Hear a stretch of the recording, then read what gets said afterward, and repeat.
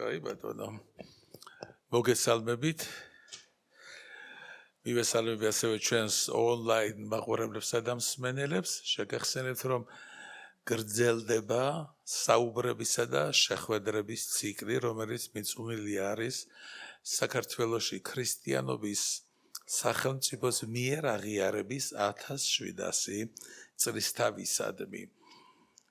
და მიზანი აი ამ ღონისძიებათა დიდი ციკლისა, რომელიც თითქმის 2 წელიწადი გაგრძელდება ჯამში, გახლავთ ის, რომ ქართულმა საზოგადოებამ და უპირველეს ყოვლისა ჩვენმა სტუდენტმა ახალგაზრდობამ და მოსწავლე ახალგაზრდობამ სხვადასხვა დარგის სპეციალისტებთან ერთად იმსჯელოს ქართულ თვითმყოფადობაზე, იმაზე თუ რანი ვართ, რანი ვიყავით და რანი უნდა ვიყოთ. ამიტომაც სრულად განსხვავებული არის ხოლმე ჩვენი შეხვედრების თემა და დღეს ჩვენ ვაგრძელებთ ყველაზე უფრო ყველაზე არ ერთ-ერთ ყველაზე უფრო თორე ვინმეს ეწყინება მე რომ სასიამოვნო ქვეციკლს, რომელიც ქართულ მწერლობას ეხება. ეს არის ძალიან მნიშვნელოვანი, ჩვენ გვქონდა საუბარი სუბოლო ლექცია, ანუ აი ამის წინ რომელიც ლიტერატურას ეხებოდა, გახსოვთ იგი დავით კლდიაშვილის შემოქმედებისადმი იყო მიწვეული, მქონდა დავით გურამიშვილისადმი და ასე შემდეგ. რატო ვამბობ, რომ ეს ძალიან მნიშვნელოვანია? იმიტომ რომ თუ რამე განსაზღვრავს ქართულ თვითმყოფადობას ჩვენი რწმენის შემდეგ, ეს არის ჩვენი ენა და ენაზე შექმნილი სიტყვაგაზმული მწერლობა. ალბათ არაფერს ასეთი დიდი როლი არ უთამაშია, როცა ვლაპარაკობთ ქართულ კულტურაზე, ვლაპარაკობთ ქართულ ფესვებზე, უპირველეს ყოვლისა ჩვენ ვხედავთ ვგრძნობთ ამას ყველაფერს ქართულს მწერლობაში. მადლობა ღმერთს ის რაც შემოგვრჩა და რაც გვაქვს და ცხადია რომ ეს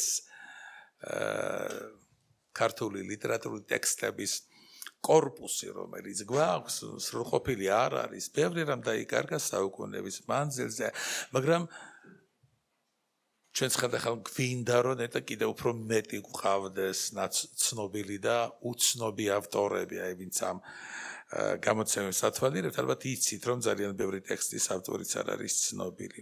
მაგრამ ეს კორპუსი ნამდვილად საკმარისია იმისათვის, რომ ქართულ ლიტერატურამ დაიმკვიდროს თავისი ადგილი სოფლიო კაცობრიობის ცივილიზაციაში. თუმცა ეს ადგილი მას დამკვიდრებული ჯერ არ აქვს. რატომ? იმიტომ რომ ძალიან ბევრი მიზეზია და მათ შორის არის ის გარკვეული სხვა პირობებით, ობიექტური და სუბიექტური პირობებით განპირობებული იზოლაცია, რომელშიც ქართული კულტურა აღმოჩნდებოდა ხოლმე სხვადასხვა ისტორიულ ეპოქაში და მათ შორის აი იმ დროს, როდესაც საქართველო იყო შემადგენელი ნაწილი რუსული იმპერიის. სულერთი ამას რა ერქვა, სახელს იცვლიდა, მაგრამ ჩვენ სოფლიოსაგან იზოლირებული ვრჩებოდით. ბევრი რამ ეხლა გვეუბნებიან, რომ აი ბევრი თარგმნებოდა, კეთდებოდა.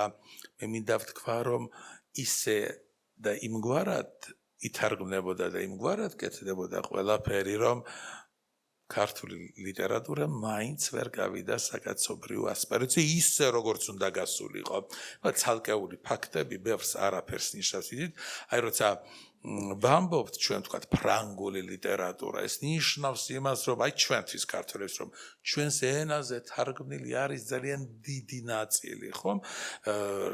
ვინც განაპირობა და რამაც განაპირობა ეს ფენომენი, ასევე სხვების, ხომ?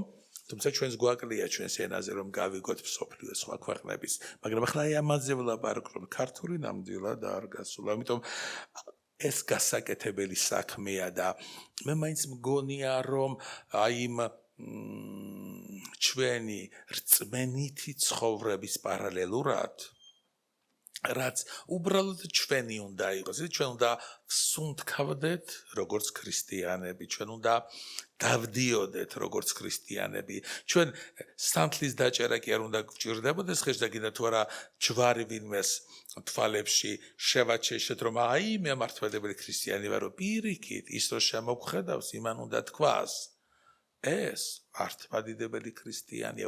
აი ეს არის მნიშვნელოვანი, რომ ამას მივახცევთ, მაშინ ჩვენ ძალიან კარგად ვიხედავთ ქართულ კულტურასაც, კიდევ ვიმეორებ, რომლის ფუნდამენტი და ყველაფერი არის მწერლობა. მწერლობა არ არის რაიმე იცით, აი მოვლენა, ათასნაირად განმარტავენ მას, ხომ? აი მწერლობა ეს არის ის ფენომენი, რომელიც ესეთი მარტო ფენომენი არა, ნომენიცა, ეს არ არის რაიმე ერთით განპირობებული, ხომ? მე მაქვს ესეთი ნაშრომი, სადაც მწერლობას მე ვუწოდებ სამყაროს შემოქმედებით პროცესს და კიდე სხვა განმარტებებიც, მაგრამ მასშტაბი ასეთი არის. არც კაცობრიობას მარტო, არც მხოლოდ რომელსამე ისტორიულ დროს არ ეკუთვნის მწერლობა. ის კოსმოსური მასშტაბისა, ყოველთვის მე ვლაპარაკობ მწერლობაზე. ნაწერებზე კი არ ვლაპარაკობ ზოგიერთზე, არა ნაწერი რა კაი სიტყვა, არამედ მწერლობაზე ვლაპარაკობ ის რაც ღვთისაგან გამორჩეულია და ღმერთის მიერ არის ჩათვლილი მწერლობად, ვინმეს გონია რომ რა თქმა უნდა აბა ნიჭს ვინ აძლევს, ხო? ზოგიერთი გამოყოფს ხოლმე, ამიტომ თქვი დასაწყისში რაღაცნაირად თითქოს ხო ჩვენ შეგვიძლია ეკლესიური მსახურება აღვასრულოთ და მწერლობას ყურადღება არ მივაქციოთ, ესე ვერ გამოვა და ვერ იქნება. მწერლობა უპირველეს ყოვლისა გითხარით შემოქმედებითი პროცესია, ბევრ სხვა შემოქმედებით მიმდინარეობებთან ერთად, მაგრამ აი შემოქმედებითობა არის ის, რომ მწერლობა ქმნის იმას, რაც მანამდე არ არსებობდა. ეს არ არის მარტო მხატვრული სამყარო და გამოგონილი სამყარო. ის რომ თუნდაც იყოს ეს ავტობიოგრაფიული, ბიოგრაფიული ან დოკუმენტური პროზა, მაშინაც მწერალი ქმნის იმას, რაც მანამდე არ იყო. და რაც არ უნდა დოკუმენტური იყოს პროზა, მას ყოველთვის ჰყავს ავტორი და სადაც ავტორია, იქ არის ავტორის მსოფლმხედველობა და მის მიერ დანახული სამყარო. დღეს ჩვენ შეხვედრას მივუძღვნით მიხეილ ჯავახიშვილის შემოქმედება, ჩვენ ქალბატონ ლალისთან არ გვისაუბრია იმაზე, რა მასშტაბის, რა მოცულობის იქნება ეს მიმოხილვა, იმიტომ რომ მიხეილ ჯავახიშვილი მართლა მთელი პლანეტაა, რომელსაც ცალკე ჭირდება ყველაფერი და აი ამ პლანეტაზე იმდენი კონტინენტია, ამ პლანეტაზე იმდენი ზღვა და ოკეანეა, რომელსაც სერიოზული კვლევა ძიება სჭირდება. აი ვნახოთ როგორი აქცენტები იქნება გაკეთებული დღეს. მნიშვნელოვანია ყოველთვის ისტორიული კონტექსტი გავიაზროთ ჩვენ, როდის ცხოვრობდა, ანუ როდის შემოქმედებდა. ძალიან მნიშვნელოვანია ეს, რატომ, რანაირად, რაგვარად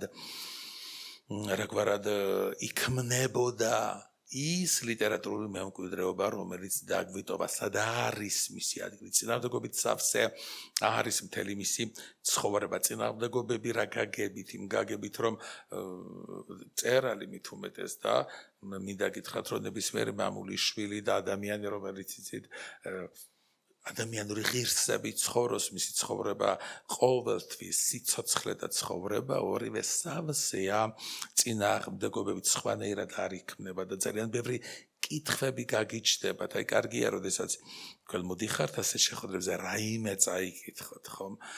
ვიცოდეთ, საიდან, რატომ მოდის. ისეთი საინტერესო არის მარტო მისი გვარის ისტორია.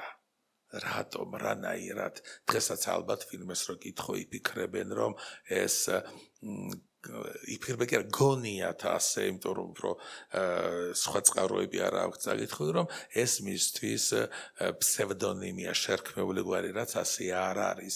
მიხეილ ჯავახიშვილზე ამ ბოლო დროს კი არა, გარკვეული დროს მანძილზე მაინც ვრცელდებოდა ინფორმაცია იმის თაობაზე, რომ მისი დახვრეტა სხვადასხვა მისმა მსოფლმხედველობრივმა გამოვლინებამ, განაპირობამ, მაგრამ ყოველთვის ეს მისასარგებლოდ არ იყო ხოლმე.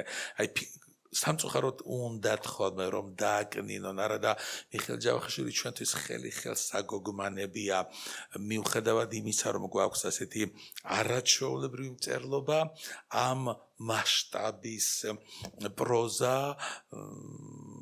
ვერ შევქმენით. ხომ? იცით, მიხეილ ჯავახიშვილი რომ არ იყოს ქართულ მწერლობაში, აი კოსმოსური შავი ხვრელი გვექნებოდა. იმიტომ რომ წარმოუდგენელია სხვანაირად, ხომ სხვა რამე მოიტანა. მისი აი რა ჩემთვის ყველაზე მნიშვნელოვანი მის ბიოგრაფიაში ისაა, რომ მაშინ როდესაც იგი აქტიურად არ წერდა, ყოველ შემთხვევაში ეს ფაქტობრივად შეიძლება თქვა, არავინ არ იცის წერის გულში დასვლაში რა ხდება, ხო? არავინ იცის რას მოღვაწეობდა, რას აკეთებდა, რა მისი სული საერთოდ მისწრებოდა საქართველოს დასწრებდა მის ბედს ურთულესი ეპოქა, ხომ? აი მე-20 საუკუნის დასაწყისი პირველი მეოთხედი არის ზუსტად 25 წლამდე, არა? და მათ შორის 24 წლის აჯანყებას რომ კაცი მხარს კი არ უჭერს, მის შიგნით არის. ახლა ამაზე უკეთესი დახასიათება მე მგონი არაფერია. და აი ყველა ვისაც უყვარს მიხეილ ჯავახიშვილი მე მგონი უნდა პასუხი გასცეს ხოლმე 1000 გვარ მოგონილ რამეებს, იმიტომ რომ იცით რა ვინმეს მიმართ შეიძლება, მაგრამ მიხეილ ჯავახიშვილის მიმართ არა. იცით, როდესაც მიხეილ ჯავახიშვილის კითხულობ რაც არ უნდა ღიად აღწერდეს ყველაზე უფრო რომელიმე წერტის მოსარიდებელ მოვლენას. აი ანკარა წყაროსავით, ახლა შენ თვით ანკარა წყაროში ხედავ ფსკერზე ქვიშას და ქვიშის ქვეშ მიწა და ის რო ატალახდება, ეს შენი სულის თავისებურებაა, მაგრამ ის საოცრად აი მე დავამთავრებ ახლა, მაგრამ მინდა ახალგაზრდები რო დავინახე, იმიტომ გადავედი. ამაზე აქვს არაჩვეულებრივი მოთხრობა თავდავიწყება. მე რედაქციაში ეკა და არქვეს, მაგრამ მგონი თავდავიწყება უკეთესი სახელია, აქცენტი უკეთესადაა აქ აკეთებული, სადაც აღწერს სასიყვარულო ლტოლვას ახალგაზრდა კაცისა მშვენიერი გოგონასადმი და მე არ მგონი ვინმეს ასე ლიტერატურულად ასკეტურად აღეწეროს ეს დახვეწილად. ისეთ მე არ ვიცი როგორ კითხულობენ ამას, ცოტა მე მგონი ისიც კი აჭარბებდა კიტაბაშიძე რაღაც ესეთ ბნებებს ახსენებს ხრივ და აქ ის ისე ბუნებრივად არის, იცი, რაც ისეთ რომ გადასახლდები, ხედავ ამას ყველაფერს და არაჩვეულებრივი არის სახელმძღვანელო იმისათვის, რომ უკვე თინეიჯერულ ასაკში ჩვენმა ახალგაზრდებმა წაიკითხონ, იმიტომ რომ ეს სქესობრივი აღზრდის ერთ-ერთი საუკეთესო ქრესტომათიული ტექსტია, ამაზე უკეთესი. აი სინანულის, რომელიც ბოლოს, რა ვიცი, რამდენიმე სტრიქონში არის ჩადებული, დააფიქრებს ყველას და აღმზრდელებსაც აუცილებლად დააფიქრებს. არა და ეს არის თავდავიწყებად სულ პირველებს ეკუთვნის, არა, ის სულ პირველ ნაკადს. ახლა იმის მერე ხო როგორ გაიზარდა სხვა რამებზე შეგნებულად არ გავამახვილებ ყურადღებას, მხოლოდ ჩვენ ვალში ვართ. ვალში ვართ, იმიტომ რომ კაი ვთქვათ 140 წლის თავი არ აღუნიშნეთ ახლა პარადით. მაგრამ ხო 140 იქნებოდა და 150 წინ გველის, ხო? სულ მალე 30-ში. 30-ში. 30-ში, იქნება 150 წელი და მაშინაც თუ არაფერი გავაკეთეთ.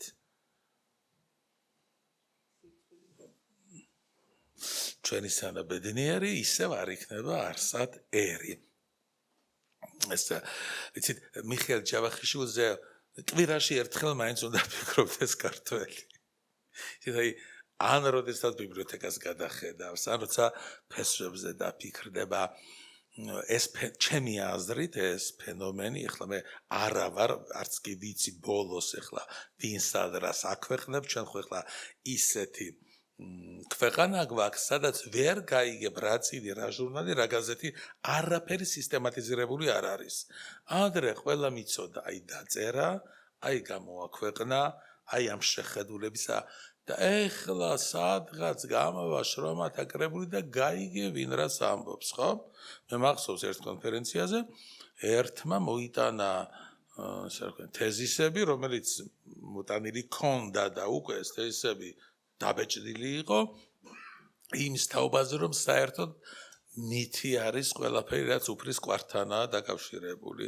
ასე რომ ყველგან ყველაფერი სამწუხაროდ ასე ხდება და არადა მიხეილ ჯავახიშვილზე მე მჯერა რომ მაინც ეს სიყვარული თუ ჩვენ ახალგაზრდებს განსაკუთრებით ეხლა ვინც მოსწავლე ახალგაზრდობა იმათ ჩავუნერგეთ ისინი აუცილებლად თავიანთ პროფესიად ამას აირჩევენ და არა მაინცსა და მაინც ვისაც არ გითხრა მე რაღაცა ბიზნეს ფინანს ნუ ყველაზე უფრო ისეთი ტურიზმია ხო და სად არის ჩვენი ფესვები სად არის ქართული ფესვები ბიზნესში ფინანსებში თუ ტურიზმში და ეს უკვე არის უარის თქმა ჩვენს თვითმყოფადობაზე გაითვალისწინონ ეს არა მარტო ახალგაზრდებს არ უნდა გაითვალისწინონ რაც გულისხმობს პასუხისმგებელი ვერ იქნებიან ყველაფერზე მაგრამ ოჯახებმა კი საიდანაც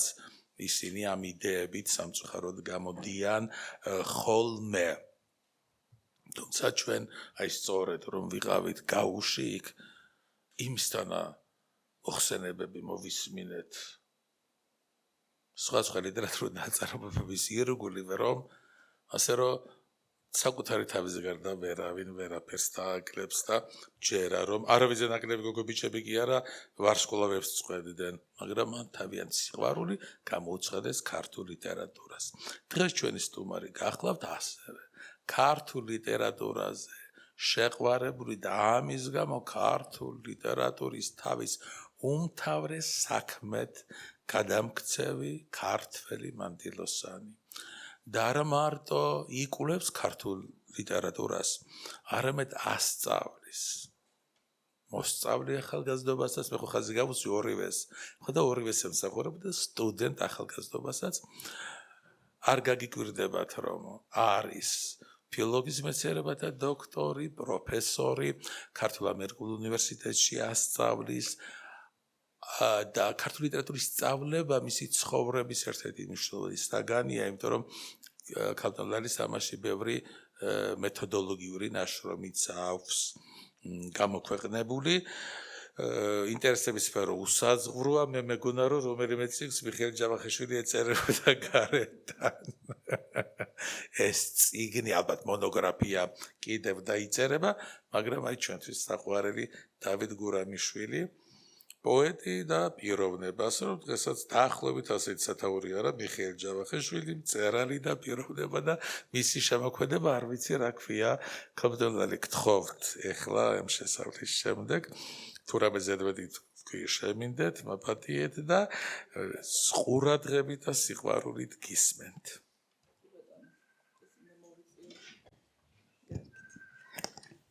მოგესალმებით მეც სიყვარულით და დიდი მადლობა რომ მობრძანდით და მოსმენის სურვილი გამოთქვით. რაც შეეხება მიხეილ ჯავახიშვილს, ჯერ ჩემს დამოკიდებულებას მოგახსენებთ.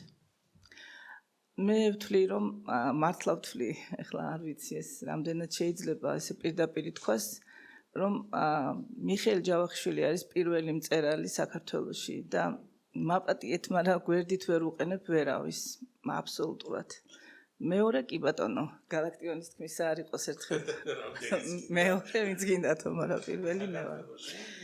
ხო, ძალიან მიყვარს მართლა და მიზეზებით შეიძლება დაასახელოს კაცმა რატომ? იმიტომ რომ მწერალი უპირველეს ყოვლისა მრავალფეროვნებით გამოირჩევა და აი ძალიან კარგად თქვა მამა ადამიანმა, ეს არის მთელი სამყარო. ეს ადამიანი როგორც მწერალი და უამრავი მიმართულებით შეიძლება იფიქროს მასე ადამიანმა. ახლა მეც ძალიან ბევრი ვიფიქრე, რა შემერჩია და რასთან დაკავშირებით მელაპარაკა. აი ამ მოკლე დროში ფაქტობრივად არაფერი არ არის ეს დრო, ხო? ალბათ, რა ვიცი, 45 წუთი თუ რამდენი დამრჩა, აღარ ვიცი. და შესაბამისად უყურეთ, რომ ამეღო მე და ესე ზოგადად ჩამომეთვალა მისი ნაწარმოებები, რომლებიც მომწონს, ვიფიქრე, რომ ისეთ შთაბეჭდილებას ვერ დატოვებდა, როგორც ჯობია ვისაუბრო მეთქი ასე გადავწყვიტე. ჯერ მასზე, როგორც ადამიანზე, რომ ახალგაზრდობამ სწორედ ის უნდა იცოდეს, როგორი პიროვნებები იყვნენ ისინი, იმიტომ რომ დიდი მწერალი რომ იყო, უპირველეს ყოვლისა დიდი გული უნდა გქონდეს და აი პაოლო იაშვილს უწერია ერთგან, რომ რამდენი თვალი უნდა მქონდეს და რამდენი გული, რომ პოეტი მერქვასო და რამდენი რამე უნდა შევძლო, რომ ან ტვინი როგორი ცეცხლით უნდა მქონდეს გამოხურვებული, რომ შევძლო და დამერქვას პოეტი, მით უმეტეს ისეთ ქვეყანაში, სადაც ფეტვით თესავენ ვარდებს, ხო, სადაც ყველა ხევსური დანტეაო, ასე რომ ვთქვათ. აი ამიტომ ეხლა მართლა დანტეზე რო დავილაპარაკოთ, ანუ მიხეილ ჯავახიშვილზე, ჯერ დავიწყოთ მისი ცხოვრებით. მე შევეცდები რომ შედარებით უფრო მნიშვნელოვანი ამბები გითხრათ. ისინი ჯავახიშვილები არიან წარმოშობით, წეღან მამა ადამიანს თქვა. უბრალოდ ისე მოხდა, რომ მათ კაცი შემოაკვდათ თურმე ქართლში, ამიტომ იძულებული გახდნენ, რომ გადასახლებულიყვნენ, შეიცვალეს გვარი და დაირქვეს ტოკლიკიშვილები. ისინი ტოკლიკიშვილები იყვნენ. შემდეგ ხელახლა გადმოსახლდნენ უკვე ბორჩალოში და იქ რადგან ასეთი პრობლემა აღარ ჰქონდათ, წერა ქვია მისი მშობლიური სოფელი, მოგეხსენებათ, რადგან ეს პრობლემა აღარ იყო, უკვე პაპის სახელის მიხედვით დაირქვეს გვარი და ეს გვარი იყო ადამაშვილი, რადგან ადამ ჯავახიშვილი იყო მათი პაპა. როცა მიხეილ ჯავახიშვილმა წერა დაიწყო, პირველი მისი ნაწარმოებები ქვეყნდებოდა ადამაშვილის გვარით, ჩვეულებრივ აწერდა მიხეილ ადამაშვილი, იმიტომ რომ ასე მიაჩნდა, რომ ეს იყო მისი გვარი, მაგრამ შემდეგ თვითონ ამბობს, რომ მე გადავწყვიტე, რომ ჩემი წინაპრების გვარი დამებრუნებინა, აი ამით რაღაცით წინაპრებისთვის პატივი მეცაო და დაიბრუნა ისევ ჯავახიშვილი. ასე რომ მეორე ეტაპზე მისი შემოქმედების უკვე ის იყო მიხეილ ჯავახიშვილი. ეტაპს რაც შეეხება. პირველი ნაწარმოები მან 1903 წელს გამოაქვეყნა, ეს იყო ჩანჩურა. და ჩანჩურაზეც მინდა რომ ორიოდე სიტყვა გითხრათ, იმიტომ რომ აი ასეთი სახე სულ ერთი ბეწო მოთხრობა, მაგრამ ლილიპუტი, რომელსაც ამავე დროს არ ესმის ყრუმუნჯია, რომელსაც საჭმელი არ აქვს, არაფერი, სახელი არ იციან, მისი გვარი არ იციან, ვინ არის, საიდან, როგორ, რანაირად და ყველა დასცინის, ყველა მის წინააღმდეგ არის ადამიანის და ძაღლით და მთელი ბაზარი და საწყალი დადის და მათ ხორობს რაღაცა ერთი ნაჭერი ფილტვისთვის, ანუ რომელიც უნდა გადააგდონ, ასე რომ ვთქვათ, ხორცი რომ მქონდეს რაღაცა და იმას მე აუცილებლად ვინმე წაართმევს, ან ძაღლი და ან ადამიანი და დააწანწალებს ასე მშიერი და საწყალი. ბოლოს კვდება როგორც უპატრონო ადამიანი და აი რა ხდება მე ბოლოში პოლიციის უფროს სავალებენ რომ აი გავიგეო რომ თქვენს უბანში გარდაიცვალა ადამიანი და გაიგეთ ახლა ვინ იყო რა ერქვა საიდან იყო და პოლიციელი ერთი წამითაც არ ფიქრობს მით უმეტეს შეესტრო იმ ამბავს როგორ გარდაიცვალა ეს საწყალი ლილიპუტი და ერთი წამითაც არ ფიქრობს რომ აი საწყალი ადამიანი გარდაიცვალა არა ის ფიქრობს რა მეშველება ახლა მაკრუმუნჯის სახელი საიდან უნდა დავადგინო და რა არის ახლა ეს პრობლემა გამიჩნდაო აი ასეთი ვთქვათ გულცივობის ამბავი და უბრალო ადამიანზე გადატანილი აქცენტი ხვდებით რომ ძალიან მნიშვნელოვანი იყო იმიტომ რომ წერილისთვის უპირველეს ყოვლისა სწორედ ყველაზე უცოდველი მაგრამ ყველაზე უბრალო აი უკანასკნელი ადამიანი უნდა იყოს ალბათ საინტერესო იმიტომ რომ ილია ჭავჭავაძის თქმისა არ იყოს ჩვენი ისტორიაც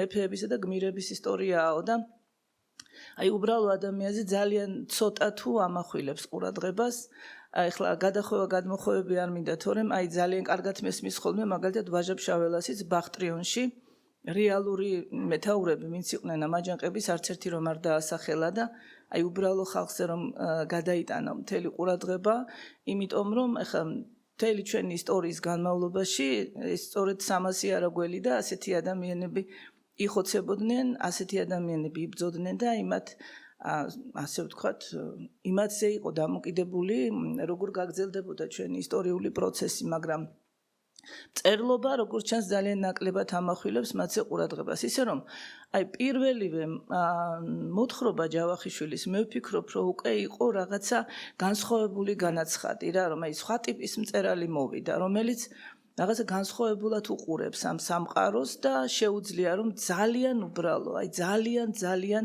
საწყალი ადამიანი გახადოს მთავარ გმირად, რომელსაც მოვიწონებთ, რომლისკენაც დავდგებით და შესაბამისად აი ჩვენ სიმებს შეეხოს, ასე რომ ვთქვათ, მიგვახვედროს, რომ არ არის მხოლოდ გმირებით აღტაცება საკმარისი, არ არის მხოლოდ ასე ვთქვათ, აშენებულით ტკბობა, ახლა ცოტა ხანი გურამ რჩეულიშვილსაც რო გადავწყვდე, არამედ მთავარია შენ თვითონ რას ააშენებ და შენ სულს როგორ აიშენებ უპირველეს ყოვლისა და მე ამ სულიდან გამომდინარე, ვის როგორ შეხვდები და ვინ როგორ აშენდება შენთან ურთიერთობით. ეს უნდა იყოს მთავარი და მწერლობა სწორედ ამისთვის უნდა იბრძოდეს და სწორედ აღმაშენებელი უნდა იყოს ადამიანის სულისა. ასე რომ ვთქვათ. ეხლა ცოტა შორსაც რო წავიდეთ, მე 1903 წლის მერე გავიდა მთელი წლები, ვიდრე ჯავახიშვილი განაგრძობდა მუშაობას. ეს გამოწვეული იყო სწორედ იმ პირობებით, რაც მაშინ ხდებოდა და რაც იმდროინდელ საქართველოში და არა მარტო საქართველოში ტრიალებდა. ანუ აი რუსეთის იმპერიის ჩრდილ ქვეშ მოქცეული და მათი წნეხის ქვეშ მოქცეული ქვეყნებისთვის ეს იყო ძალიან მძიმე და უბედური პერიოდი.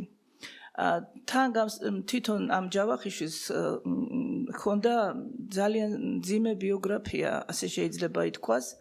იმიტომ რომ თავიდან შეიძლება აი თქვენი ასაკის როცა იყო ხან თქვენ მოგმართავთ ახალგაზრდას ბავშვებს რომლებიც აქ არიან შეიძლება იავარდით მოფენილი ცხოვრება ჰქონდა მართლა იმიტომ რომ პირველი და ყველაზე ჭკვიანური ნაბიჯი რაც მამამისმა გადადგა ეს იყო რომ ფაქტობრივად მოიგლიჯა ბავშვი გულიდან და მე-6 კლასის მოსწავლე იყო როცა გადაიყვანა წინამძღვრიანად კარის სკოლაში წინამძღვრიანად კარი მაშინ იყო აი როგორ ავთქვა დასაყრდენი ალბათ მომავალი საქართველოსი იმიტომ რომ ილია წინამძღვრიშვილი გახლდათ ილია ჭავჭავაძის მეჯვარე და მისი ძალიან ახლო მეგობარი და ცნობილია ასეთი რამ რომ მას უკითხავს ილიასთვის რომ აი რისტი შემიძლია რომ გვერდში ამოგიდგეო და ილიამ უთხრა რომ უნდა გაეხსნა მას სკოლა იმიტომ რომ ახლა ჩვენ როცა მასწავლებლები ვლაპარაკობთ ხოლმე რაღაც სხვანაირად ისმის ეს ამბავი მაგრამ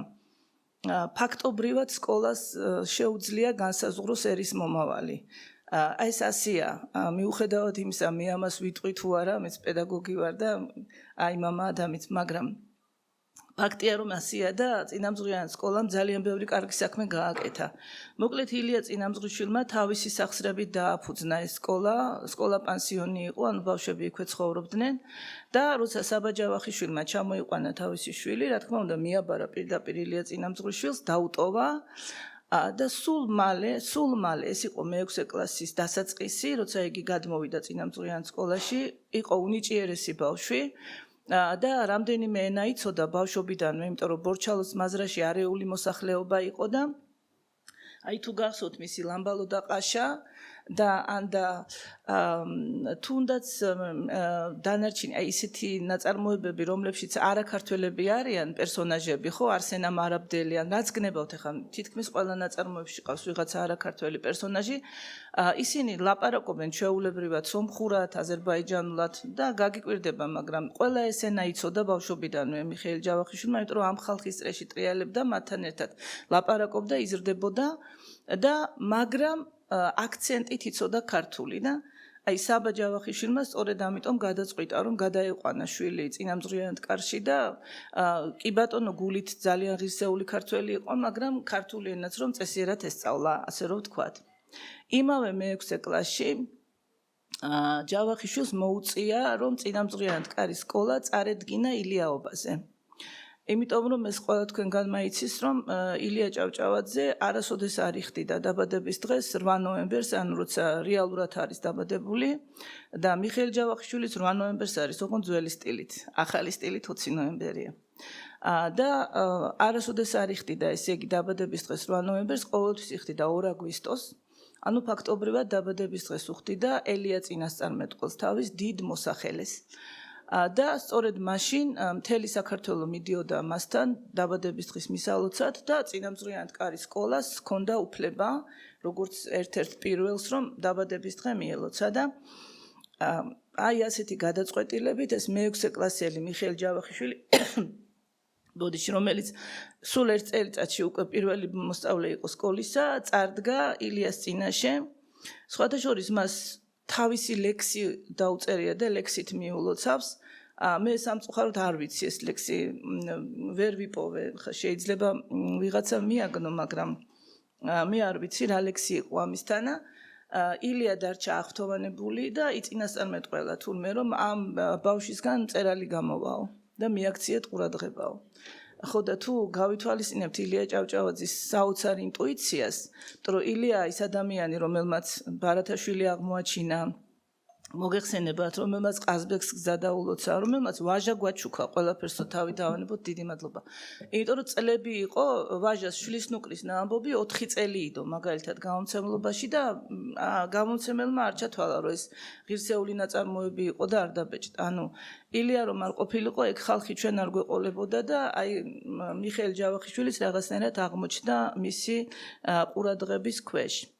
ასე იყო და შემდგომაც, როცა ილია უკვე დუმის დეპუტატი იყო და აღარ სწავლობდა მას თავისი საქმეებისთვის, კითხვის ნიშანიც არ დაუსვამს, ისე დაუტოვა თავისი ივერია და საქართველოს მოამბე და საქმეები კიდევ, რომელსაც იგი მართავდა, სწორედ მიხეილ ჯავახიშვილს. სულ ვამბობ ხოლმე, შეიძლება ახლა არ უნდა მეთქვა, მაგრამ აი ვიტყვი რომ ჩვენ ვართ რაღაც მიდრეკილი ნაცესაობისკენ და ესე იგი რაღაც ბიძაშვილ მამიდაშვილობისკენ და ილია ჭავჭავაძეს ზუსტად 1880 წელს დაბადებული და ასევე ევროპულად განათლებული ნათლული ყავდა. ეს გახლავთ ნიკოლ ორთქიფანიძე. მაგრამ მიუხედავად ამისა, მან არავითარ შემთხვევაში არ დაუშვა გამონაკლისი, ასე ვთქვათ და ამით ილიას დიდი კაცობაც ჩანს მე მგონი და ანუ ასაკი ემთხვეოდა, განათლება ყველაფერი ემთხვეოდა, მაგრამ მაპატიოს ღმერთმა მე მიყვარს ნიკოლ ორთქიფანიძე, მაგრამ რა თქმა უნდა ისეთი მწერალი არ არის, როგორიც არის მიხეილ ჯავახიშვილი, ხო, ისეთი დიდი ძალა და შესაძლებლობა მას არ აქვს და აი ამიტომ ილიამ აირჩია მიხეილ ჯავახიშვილი, ამითაც გამოჩნდა მისი ობიექტურობაც და დიდკაცობაც და ყველაფერი, რაც ილიას ნამდვილად ჰქონდა. მოკლედ მიხეილ ჯავახიშვილი მას შემდეგ რაც გამოაქვეყნებს აი ამ პირველ ნაწარმოებს ჩანჩურას, შემდეგ იგი სულ რაღაც რამდენიმე პატარა ნაწარმოებს აქვეყნებს და რეალურად მოდის მისი დასვენების პერიოდი, ან შეიძლება მზადების პერიოდი, მას აქვს დაწერილი ნაწარმოებები, მაგრამ არ აქვეყნებს. იმ ძიმე ვითარების გამო, რომელიც არის იმ დროს. ეს არის რეფორმების პერიოდი, ეს შიმშილი, წყურვილი, 1000 უბედურება, გაჭირვება, ომები, ეს პირველი სამოქალაქო ომი, მეორე. ხვდებით ესე იგი რა პერიოდია, ჯავახიშვილი წასულია გარკვეული პერიოდი საზღვარგარეთ, იგი საფრანგეთში სწავლობს და შემდეგ უკვე დაბრუნდა საქართველოში და ხელახლა დაიწყო მან გამოქვეყნება მოთხრობების. ეს უკვე იყო საკმაოდ მოგვიანებით. გასული იყო თითქმის 20 წელი, როცა მან დაიწყო გამოქვეყნება, თითქმის კი არა ზუსტად 20 იყო, 23 წელს გამოაქვეყნა ტყისკაცი და მე ამას მოჰყვა. ჩემი აზრით ყველაზე დიდი ნაწარმოები, რაც მან დაწერა, ჯაყოს ხიზნები. და დღეს სწორედ ეგ მინდოდა, რომ ჩვენ აქცენტი გაგვეკეთებინა მის ყველაზე უფრო მნიშვნელოვან ნაშრომზე. და დანარჩენსაც შეგვიძლია შევეხოთ, მაგრამ მინდა რომ აი ჯაყოს ხიზნებზე კიდევ ერთხელ დავფიქრდეთ და კიდევ ერთხელ დავინახოთ როგორი ნაწარმოებია. მანამდე რამდენიმე აუცილებელი რამ მაინც უნდა ითქვას მისი ბიოგრაფიიდან. პირველი ეს გახლავთ, რომ მას როცა იგი რუსეთში სწავლობდა, ძალიან დიდი ტრაგედია დაემართა მის ოჯახს, ანუ ულამაზესი და ჰყავდა, ქეთევანი და ვიღაცა ადამიანებმა გადაწყვიტეს, რომ ქეთევანი მოეტაცათ. მათი თქმით, ცოლად უნდოდა ერთ-ერთს და საბას ახლა 100 ადვილად ვერ გაუბედავდნენ, მოსამართლე იყო იგი, ბორჩალოს მაზრის და ამიტომ გაიგულეს სახლიდან, მერე დაესხნენ თავს სახლს და 5 ადამიანი დახოცეს.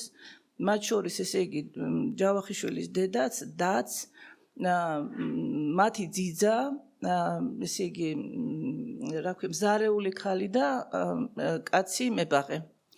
და როცა საბა დაბრუნდა ახლა სახლში, წარმოედგინეთ რა ამბავი დახვდა, მაგრამ აი რა არის ადამიანის გამძლეობა თუ არ ვიცი რა გითხრათ, ესე იგი ამ ადამიანმა მანამდე გადაწყვიტა, ესე იგი რომ ეცოცხლა თუ არ ვიცი, მაგას ახლა სიცოცხლე თუ ერქვა, ისეთი გამწარებული იქნებოდა, სანამ აბსოლუტურად ყველა შესახებ არ გამოიძიეს, ვინც კი იყო ამ თავდასხმის მონაწილე და სანამ სიკვდილით არ დასაჯეს, მიუსაჯეს ყველა მათგანს სიკვდილით დასჯა, ზოგს ჩამოხრჩობა და ზოგს დახვრეტა და ამის შემდეგ თვითონ საბაც ცუდად გახდა, სავარაუდოდ ინფარქტით გარდაიცვალა და როცა მიხეილ ჯავახიშვილმა ეს ამბავი შეიტყო, ესე იგი გამოვიდა, რომ აბსოლუტურად მთელი ოჯახი მისი იყო უკვე გარდაცვლილი. და ნუ აი წარმოიდგინეთ, როგორი ტკივილი გადაიტანა ამ ადამიანმა, რა მდგომარეობაში იყო იგი, მაგრამ აი ერთი წამით არ გაბოროტებულა, ვერ იტყვით მასზე, რომ აი რაღაცა ეს იგი შინაგანი აგრესია უჩნდებათ ხოლმე, ხო იცით, ასე არიან ადამიანები, ან ადამიანების მიმართ, ან უფლის მიმართ.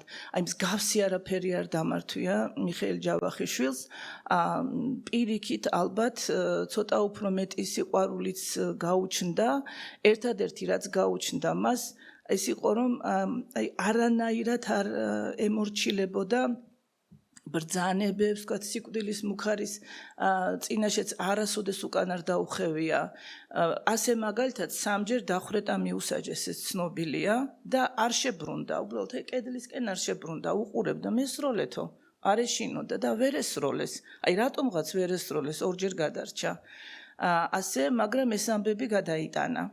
და როგორი უკომპრომისო იყო, კიდევ ერთი ფაქტი მეტყველებს მაგაზე, რომლითაც მე მაგალითად ძალიან დიდ პატივს ვცემ მას, როცა მოგეხსენებათ პავლო იაშვილმა თავი მოიკლა და მხოლოდ კაი ხნის შემდეგ გაირკვა, რატომ მოიკლა თავი, მას დაავალეს, რომ თავის ცისფერყანწელ ძმებზე, ანუ ქართულ სიმბოლის პოეტებზე უნდა დაეწერა ეგრეთ წოდებული დანოსი, რომ ისინი იყვნენ ბოროტები, ისინი იყვნენ საბჭოთა კავშირის დამანგრევლები, რაღაც ანტიხალხური შეხედულებების პატრონები და ამიტომ ყველა მათგანს დახვრეტდნენ, რა თქმა უნდა, და ეს დაბრალდებოდა პაოლოს.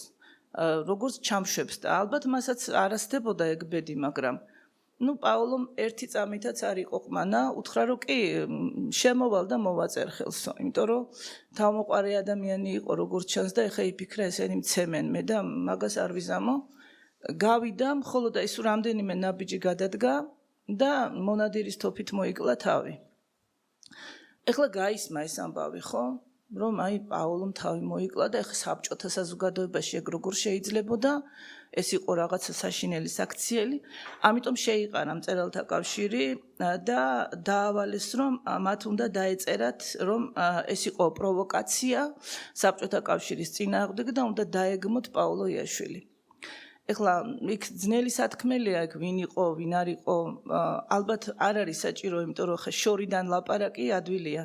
როგორც გრიგოლ რობაქიძეს აქვს ერთი ნათქვამი, რომ კონსტანტინე გამსახურდიასო, აი ღვთის მიმართ ესეთი ნაბიჯები რო არ გადაედგაო და უფალთან ცოტა უფრო სიახლოვე რო ეჩვენებინა თავის მწერლობაშიო, ბევრად უფრო დიდი მწერალი იქნებოდაო და თან იქვე ფრჩხილებში წერს, რა მაგარი ბიჭი ვარ, რა მე რო გერმანიიდან ვლაპარაკობო. აი ეს არის რა, ანუ ისინი გაცილებულები რო იყვნენ და შორს რო იყვნენ, ჩვენც ახლა შორიდან რო ვლაპარაკობთ, ადვილი სათქმელია და ადვილი განსაკითხია ვიღაცა, მაგრამ იმ მომენტში აი ალბათ არც არის საინტერესო ვინ იყო იმ მწერალთა კავშირში, ვინ მოაწერა ხელი, რატომ მოაწერა, ვის რითი დაემუქრნენ, ხო გესმით რომ ეს არის ძალიან ძნელი წარმოსადგენიც კი, მაგრამ ჯავახიშვილი იყო ერთადერთი, რომელმაც არ მოაწერა ხელი. და რომელმაც კატეგორიულად გამოაცხადა, რომ პავლო იაშვილი იყო გენიალური ადამიანი და მის წინააღმდეგ არ შეიძლებოდა არაფრის დაწერა. ამას მოხვა ის, რომ ზუსტად 4 დღის შემდეგ, ბევრი დრო არ დარჩენილა, 4 დღის შემდეგ ჯავახიშვილის გამო შეიყრა, თუ როგორ ვთქვა, შეიყარა ხალხი და გარიცხეს მწერალთა კავშირიდან როგორც პროვოკატორი და როგორც უბედურება და ასე შემდეგ. და კიდევ 4 დღის შემდეგ უკვე დაადგნენ თავს, დააპატიმრეს და დახვრიტეს მოგეხსენებათ, როგორც ამბობენ, იგი დახვრიტეს პირდაპირ დაკითხვის დროს, იმიტომ რომ ძალიან დაუმორჩილებელი ადამიანი იყო და ყველაფერს იტყოდა, რასაც ფიქრობდა, ესე პირდაპირ და ჯიქურ და შემდეგ მატარებლის ლიანდაგზე გადააწვინეს, რომ ვითომ მთვრალი იყო და ლიანდაგზე დაიძინა. ანუ აი ისეთ რამეებს მოიფიქრებდნენ, თქვათ, ადამიანის გონებას, რომ ხანდახან არ ესმის ასეთი რამეები, როგორ უნდა მოიფიქროთ თუნდაც და არადა ყველა მიცოდა აბსოლუტურად, რომ მიხეილ ჯავახიშვილი ერთ კლუბსაც არ სვამდა. ეს იცოდა ყველა, ვინც მას ოდნავ მაინც იცნობდა და მთვრალი არ უნახავს კაციშვილს. ნუ რა თქმა უნდა, ეს იყო მონაფიქრი და ეს ტყუილი ნათქვამი.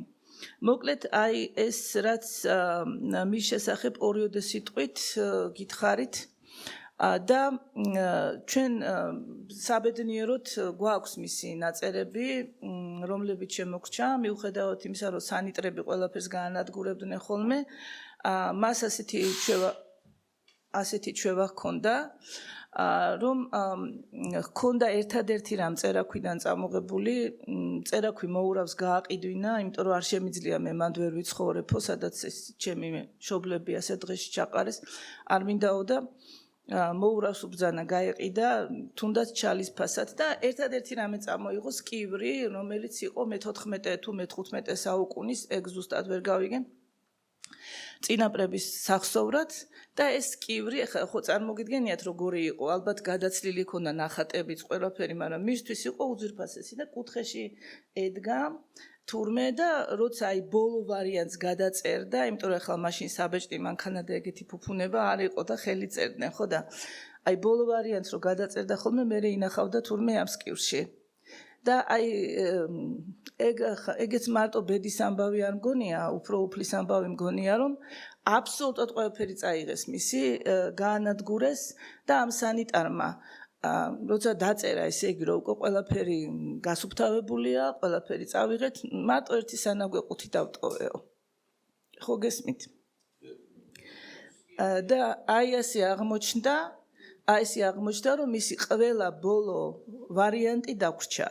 თორემ აი მაგალითად ჯაყოს ხიზნები, ხა რომელზეც ვერ გადავედი, თუმცა კი ვამბობ, ჯაყოს ხიზნებში მაგალითად არ იქნებოდა არც ერთი სიტყვა სახარებასთან დაკავშირებული, არც ერთი სიტყვა ცხრანეტარებასთან დაკავშირებული, შიომღვიმელის ხსენების გამო დახვრიტეს, იცით თქვენ ისა, თუ არა და ეხლა ვიტყვი და ამით იმთავრდება ნაწარმოები. ანუ ეს იყო მთლიანად გამოშიგნული. აი როცა გამოქვეყნდა მისი ნაწარმოებები, როცა გაბედეს, როცა მას მოუწია, ესე იგი რეაბილიტაციამ, ხო?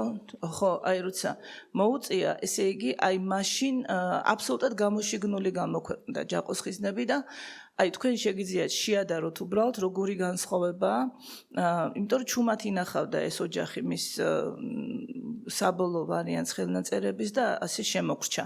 სხვათა შორის სანამ დაიძინებდა თურმე, იმიტომ რომ ის მძინარე გააღვიძეს, შუაღამისას იცოდნენ თავდასხმა და მისი გოგონა იგონებს, ოღონდ ქეთევანი არა, რუსუდანი პატარა ბავშვი, რომელიც ყავდა, ქეთევანი შედარებით მოზრდილი იყო მაგ დროს, როცა იგი დახვრიტეს და აი ეს პატარა გოგონა რუსუდანი იგონებს, რომ უცბად რომ შემოვიდნენ, მამაო წამოდგაო, ჩაიცვაო, ესე იგი ჩქარჩქარა ჩაიცვა და გახვაო და ჩვენ ჩუმად უყურებდითო, როგორ მიყვებოდა, შუაში ყავდათ ჩამდგარი აი ამ ჩეკისტებს, ასე ვთქვათ და მიყავდათ მამა და ეს კადრი დაამახსოვრდა ბავშვს მეტი არაფერი, მაგრამ იმას რასაც წერდა ბოლოს და ისიც რო აღმოჩნდა იმ ეგრეთ წოდებულ ნაგვის ყუთში, ეს იყო მისი ფრაზა, რომ მე ჯერ არ მithქვამს ჩემი სათქმელი, ნაადრევია ჩემი სიკვდილიო.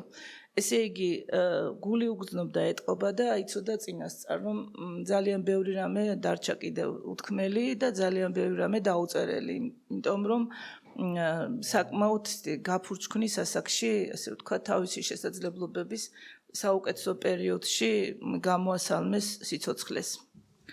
ახლა ნოდარ დუმბაძეს რაღაცები იქით-აქედან ვიფიქრე და ნოდარ დუმბაძეს უწერია ასეთი კაი რაღაცა მიხეილ ჯავახიშვილზე, რომ როცა და ის მაინც უნდა ვთქვათ, რომ როცა მიხეილ ჯავახიშვილი გარიცხეს, ერთადერთი კაცი იყო წინააღმდეგ, ეს იყო გერონტი ქიქოძე. ძალიან კარგი ცნობილი მეცნიერი, კრიტიკოსი, ძალიან განათლებული კაცი სხვათა შორის. აი გერონტი ქიქოძის წერილს რომ წაიკითხავ, მიხვდები რომ განათლება აქვს უსაზღვრო. აი ისეთი ძალიან საინტერესო ვინმეა. მოკლედ გერონტი ქიქოძემ არ მოაწერა მხოლოდ ხელი, ეს მაინც უნდა მეთქვა დამავიწყდა. და ნოდარ დუმბაძეს აქვს ასეთი რამე. კარგი რამეა და ვიტყვი. მოკლედ მწერალთა კავშირში მოუკარი ყურიო. ერთმანეთს ესაუბრებოდნენ კონსტანტინე გამსახურდია და სწორედ ეს გერონტი ქიქოძე, ვინც დავასახელე. და გამსახურდია ასეთ რამეს ამბობდაო, რომ ცეცხლი იმიტომ კი არ მოიპარა კაცო. ზევსო, ცეცხლი იმიტომ კი არ მოპარისო, რომ წიგნები დავწვათო. იმიტომ მოპარესო, რომ თუნდაც ცეცხლის შუქზე წავიკითხოთ დიდი ავტორების წიგნებია. ხო და ნოდარ დუმბაძე ამბობს, რომ მაგას რომ მაშინ მივხვდიო, აი ამ წერალთა კავშირში რომ ეს გავიგეო რა, მაშინ მივხვდი ჩემი და რატო კითხულობდა ხოლმე მოპარულ წიგნებს ჩუმათო. იმიტომ რომ დასაწველად რომ გადააწყობდნენ ხოლმე წიგნებს მოიპარავდა ხოლმეო და მე იმას ვკითხულობდითო და მე მოვპარავდი ჩემდას და მე ვკითხულობდიო. ხო და აი ეს რომ მოვისმინე კონსტანტინე გამსახურდიასგან, მე მივხვდიო, რომ აი თურმე რატომ ვიპარავდით მაშინ წიგნებს და თურმე როგორ უნდა მიგვეღო ეს განათლება, სხვა გზა რა ვქონდა სწორედ მოპარული წიგნების საშუალებითო. და მართლაც ეგრეა და ეს პირველი რასაც იპარავდა თურმე და რაც ძალიან ბავშვობაში წავიკითხეო, ის ამბობს, ეს იყო სწორედ ჯავახიშვილის წიგნები. ეხლა მაშინ რა გავიგე, როგორ გავიგე, ვერ გეტყვითო, მაგრამ ნამდვილად ვერ წარმოვიდგენდი, რომ ოდესმე მე ჯავახიშვილთან დაკავშირებით მწერალთა კავშირში ხრებში გაშლის შემეძლებოდა, რომ სიტყვით გამოსულიყავი, იმიტომ რომ ის უკვე დაბრუნებული იყო, მისი სახელი უკვე დაბრუნებული იყო და უკვე საშიში აღარ იყო. რაც შეეხება ჯაყოს ხიზნებს, მოდი ჯერ ამაზე ვილაპარაკებ და მე დროის მიხედვით განსაზღვროთ რაზე გადავიდეთ. აი უპირველეს ყოვლისა შევეხოთ თვითონ მიხეილ ჯავახიშვილის წერილს ჯაყოს ხიზნებთან დაკავშირებით, რომ ამას როგორ მუშაობ ასეთი წერილი აქვს და იმაში უწერია. ჯაყოს ხიზნებს 24-ში ვწერდი და გულზე ცეცხლი მეკიდებოდა. ჯაყოს ხიზნები ჩემი თვითგვემაა და თეიმურაზი მე ვარო. ანუ აი უპირველეს ყოვლისა ალბათ ეგ უნდა აიხსნას, იმიტომ რომ მიხეილ ჯავახიშვილი ძალიან აქტიურად იყო ჩაბმული, წეგან მოგახსენათ მოძღვარმაც, ძალიან აქტიურად იყო ჩაბმული ქაქუცა ჩოლოყაშვილის აჯანყებაში, მაგრამ ჩოლოყაშვილის აჯანყების მარცხით დამთავრების შემდეგ, როცა მართლა წითლად იყო შეღებილი თბილისიდან, მართლა ესე იგი სისხლის ზღვაში ბანაობდა ჩვენი საწყალი ქვეყანა. აი მაშინ აი მთელი ძვალბილით მესმის რომ ახლა 44 წლის ჯანღონიცავსე მამაკაცი იყო მიხეილ ჯავახიშვილი და სამშობლო უკვდებოდა ფაქტობრივად თვალწინ და ვერაფერს აკეთებდა. ეტყობა აი ეს განცდა რომ აი ვინა ვარ მე და რას ვაკეთებ. აი ეს განცდა იმდენად აწუხებდა მას რომ ჯაყოს ხიზნებში ასეთი სიძულვილით ასახა თეიმურას ხევისთავი. თუმცა იმედი დაგვიტოვა ბოლოში, მაგრამ აი ეს მისი ნათქვამი, რომ თეიმურაზი მე ვარ, აი ყველაზე კარგად გაგაგებინებთ, როგორც ძულს საკუთარი თავი იმის გამო, რომ ვერაფერს აკეთებს თავისი სამშობლოსთვის და ჯაყომ და ჯაყოსნაირებმა, ანუ რომელშიც რუსეთი იგულისხმება ცხადია, მიწასთან გაასწორეს ქვეყანა და გააუპატიურეს ამ სიტყვის პირდაპირი მნიშვნელობით. აი ამიტომ ცხადია საინტერესო ნაწარმოებია და მთელი იმ ეპოქას თვალწინ წარმოგვიდგენს, რა თქმა უნდა, სიმბოლურად, ქვეტექსტურად, მაგრამ სწორედ ეს ნაწარმოებია, რომელიც მისი დახვრეტის მთავარი მიზეზი გახდება. რადგან როგორც გინდა შევხედოთ, როგორც გინდა იოლად, მაინც ნათელია, რომ ეს უკულტურო ჯაყო, რომელიც საიდანღაც გამოვიდა, რომელიც პითეკანტროპის, ანუ ადამიანის მსგავსი მაიმუნის მეათე-თაობაც არ იქნება და რომელიც საერთოდ წარმოდგენითაც არ არის ახლოს კულტურასთან, ტრადიციასთან, ადამიანურ ღირებულებებთან, გაანადგურებს მინიმუმ 10 საუკუნე ფარჩახავერჩი ნაზართ თეიმურას ხევისთავს, რომელსაც აქვს უზარმაზარი წარსული, რომელსაც შემოსცქერიან თაობები წინაპრების, კულტუროსანი წინაპრების და აღმოჩნდება ისე, რომ ჯაყო, რომელმაც 10 წლის წინ გაიგო ბოდისვიხდი ამ სიტყვისთვის, რომ გამხმარი ნეხვის გარდა კიდევ რაიმეთი შეიძლება სახლი ააშენო და ამის გარდა კიდევ რაიმე შეიძლება საწვავ მასალად იხმარო და რომელმაც არ იცის რა არის ჩანგალი და დაინახა, მაგრამ ხმარება არ იცის და დაინახა მანჯეტები და საყელო, მაგრამ გამოყენება არ იცის და საპონი თვალით არ უნახავს და გახსოვთ, რომ კისერზე მთელი ჭუჭყის ზღარბი ყავს აცოცებული, აი ასეთი ჯაყო გამოდის უფრო ძლიერი და უფრო ჭკვიანი, ასე პირობითად ვამბობ, იმიტომ რომ სათავისო ჭკუა ჰქონდა, ვიდრე ასე ფარჩახავერჩი ნაზარდი თეიმურას ხევისთავი, ცოცხალი ენციკლოპედია, წიგნების ჭია და ასე შემდეგ, ასე შემდეგ. და აი ამიტომ მის ხელში განადგურდება მარგო. ეხლა მე მივყვები და რაც ძალიან მნიშვნელოვანია, მარტო იმასთან დაკავშირებით დავიწყოთ. თვითონ ჯავახიშვილი ამბობს, რომ მან დაწერა ამ ნაწარმოების მიხედვით ადამიანი როგორი ცოდოა, რომელიც მოყვება რევოლუციის სალეწ მანქანაში. და აქედანაც ჩანდა მისი დამოკიდებულება რევოლუციასთან. ეს სიტყვა რევოლუციაც კი საშიში იყო ილია ჭავჭავაძეს რომ დაუჯეროთ მგზავრის წერილების მიხედვით და მით უმეტეს როცა ესენი რევოლუციას შეესწრნენ და ეს რევოლუცია მოდიოდა საშინელი სისხლით, ბუნებრივია რომ მისგან კარგს არაფერს მოელოდნენ და ამან მართლა გალეწა ადამიანები, აი როგორც სალეწმა მანქანამ ხორბალს რითიც იღებენ. პირდაპირ გადაამტრია ადამიანები ხერხემალი და ხელფეხი დაუმტრია, ხო? თემურსაც და მარკოსაც.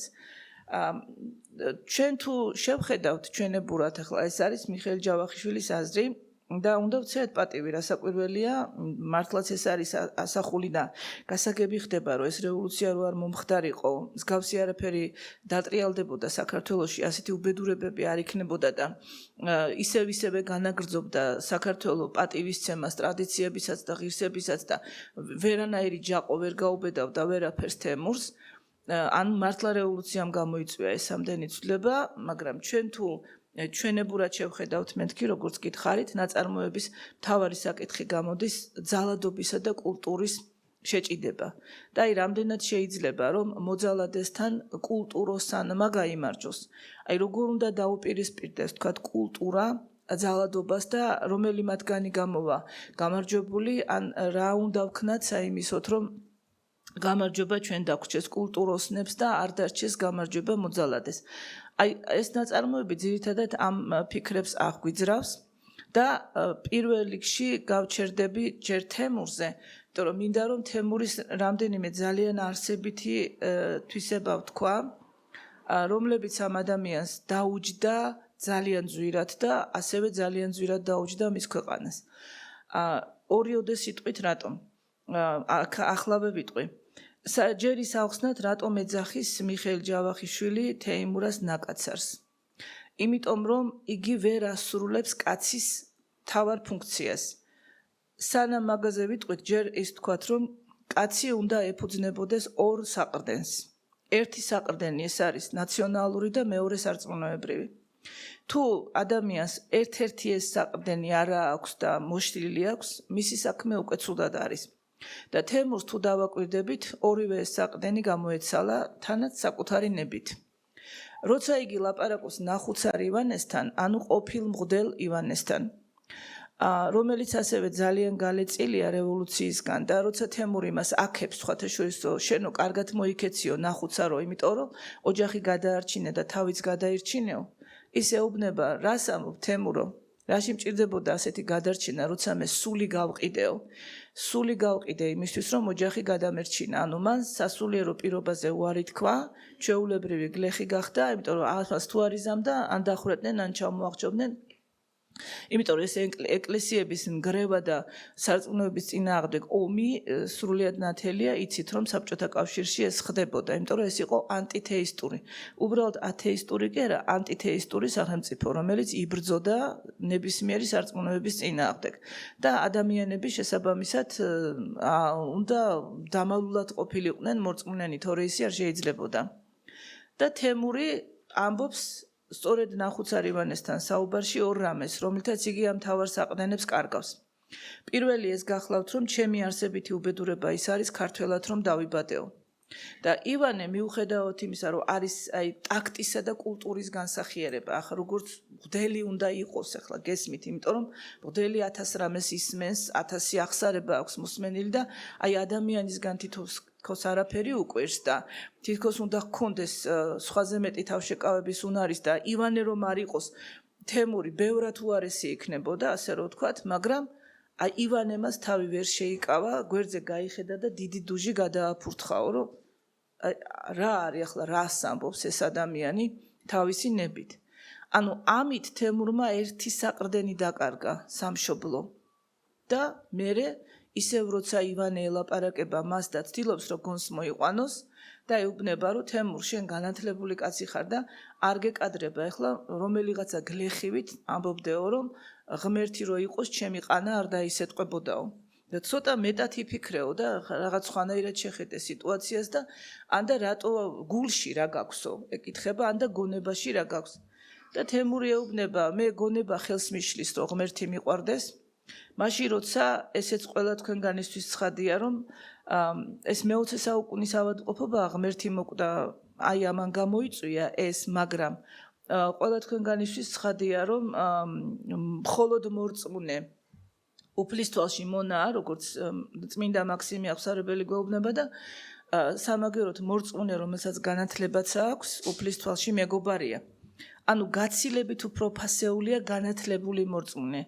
სხვა შემთხვევაში და თემურს განათლება ხელს უშლის, ანუ უკუღმაა მოწყობილი, გესმით, ესე იგი, სანამ არ გამოისწორებს ამ საქციელს, მას განათლება ხელს უშლის, რომ უფალი უყვარდეს და როცა ივანე კიდევ ერთხელ ცდილობს, რომ რამენაირად ჩაიხედოს მის აი გულის კარზე მიუკაკუნოს, ასე რომ ვთქვათ, რამენაირად ცდილობს და ეუბნება, კი, მაგრამ რითი გაქვს ეს გული სავსე, რომ ღმერთის ადგილი არა გაქვსო.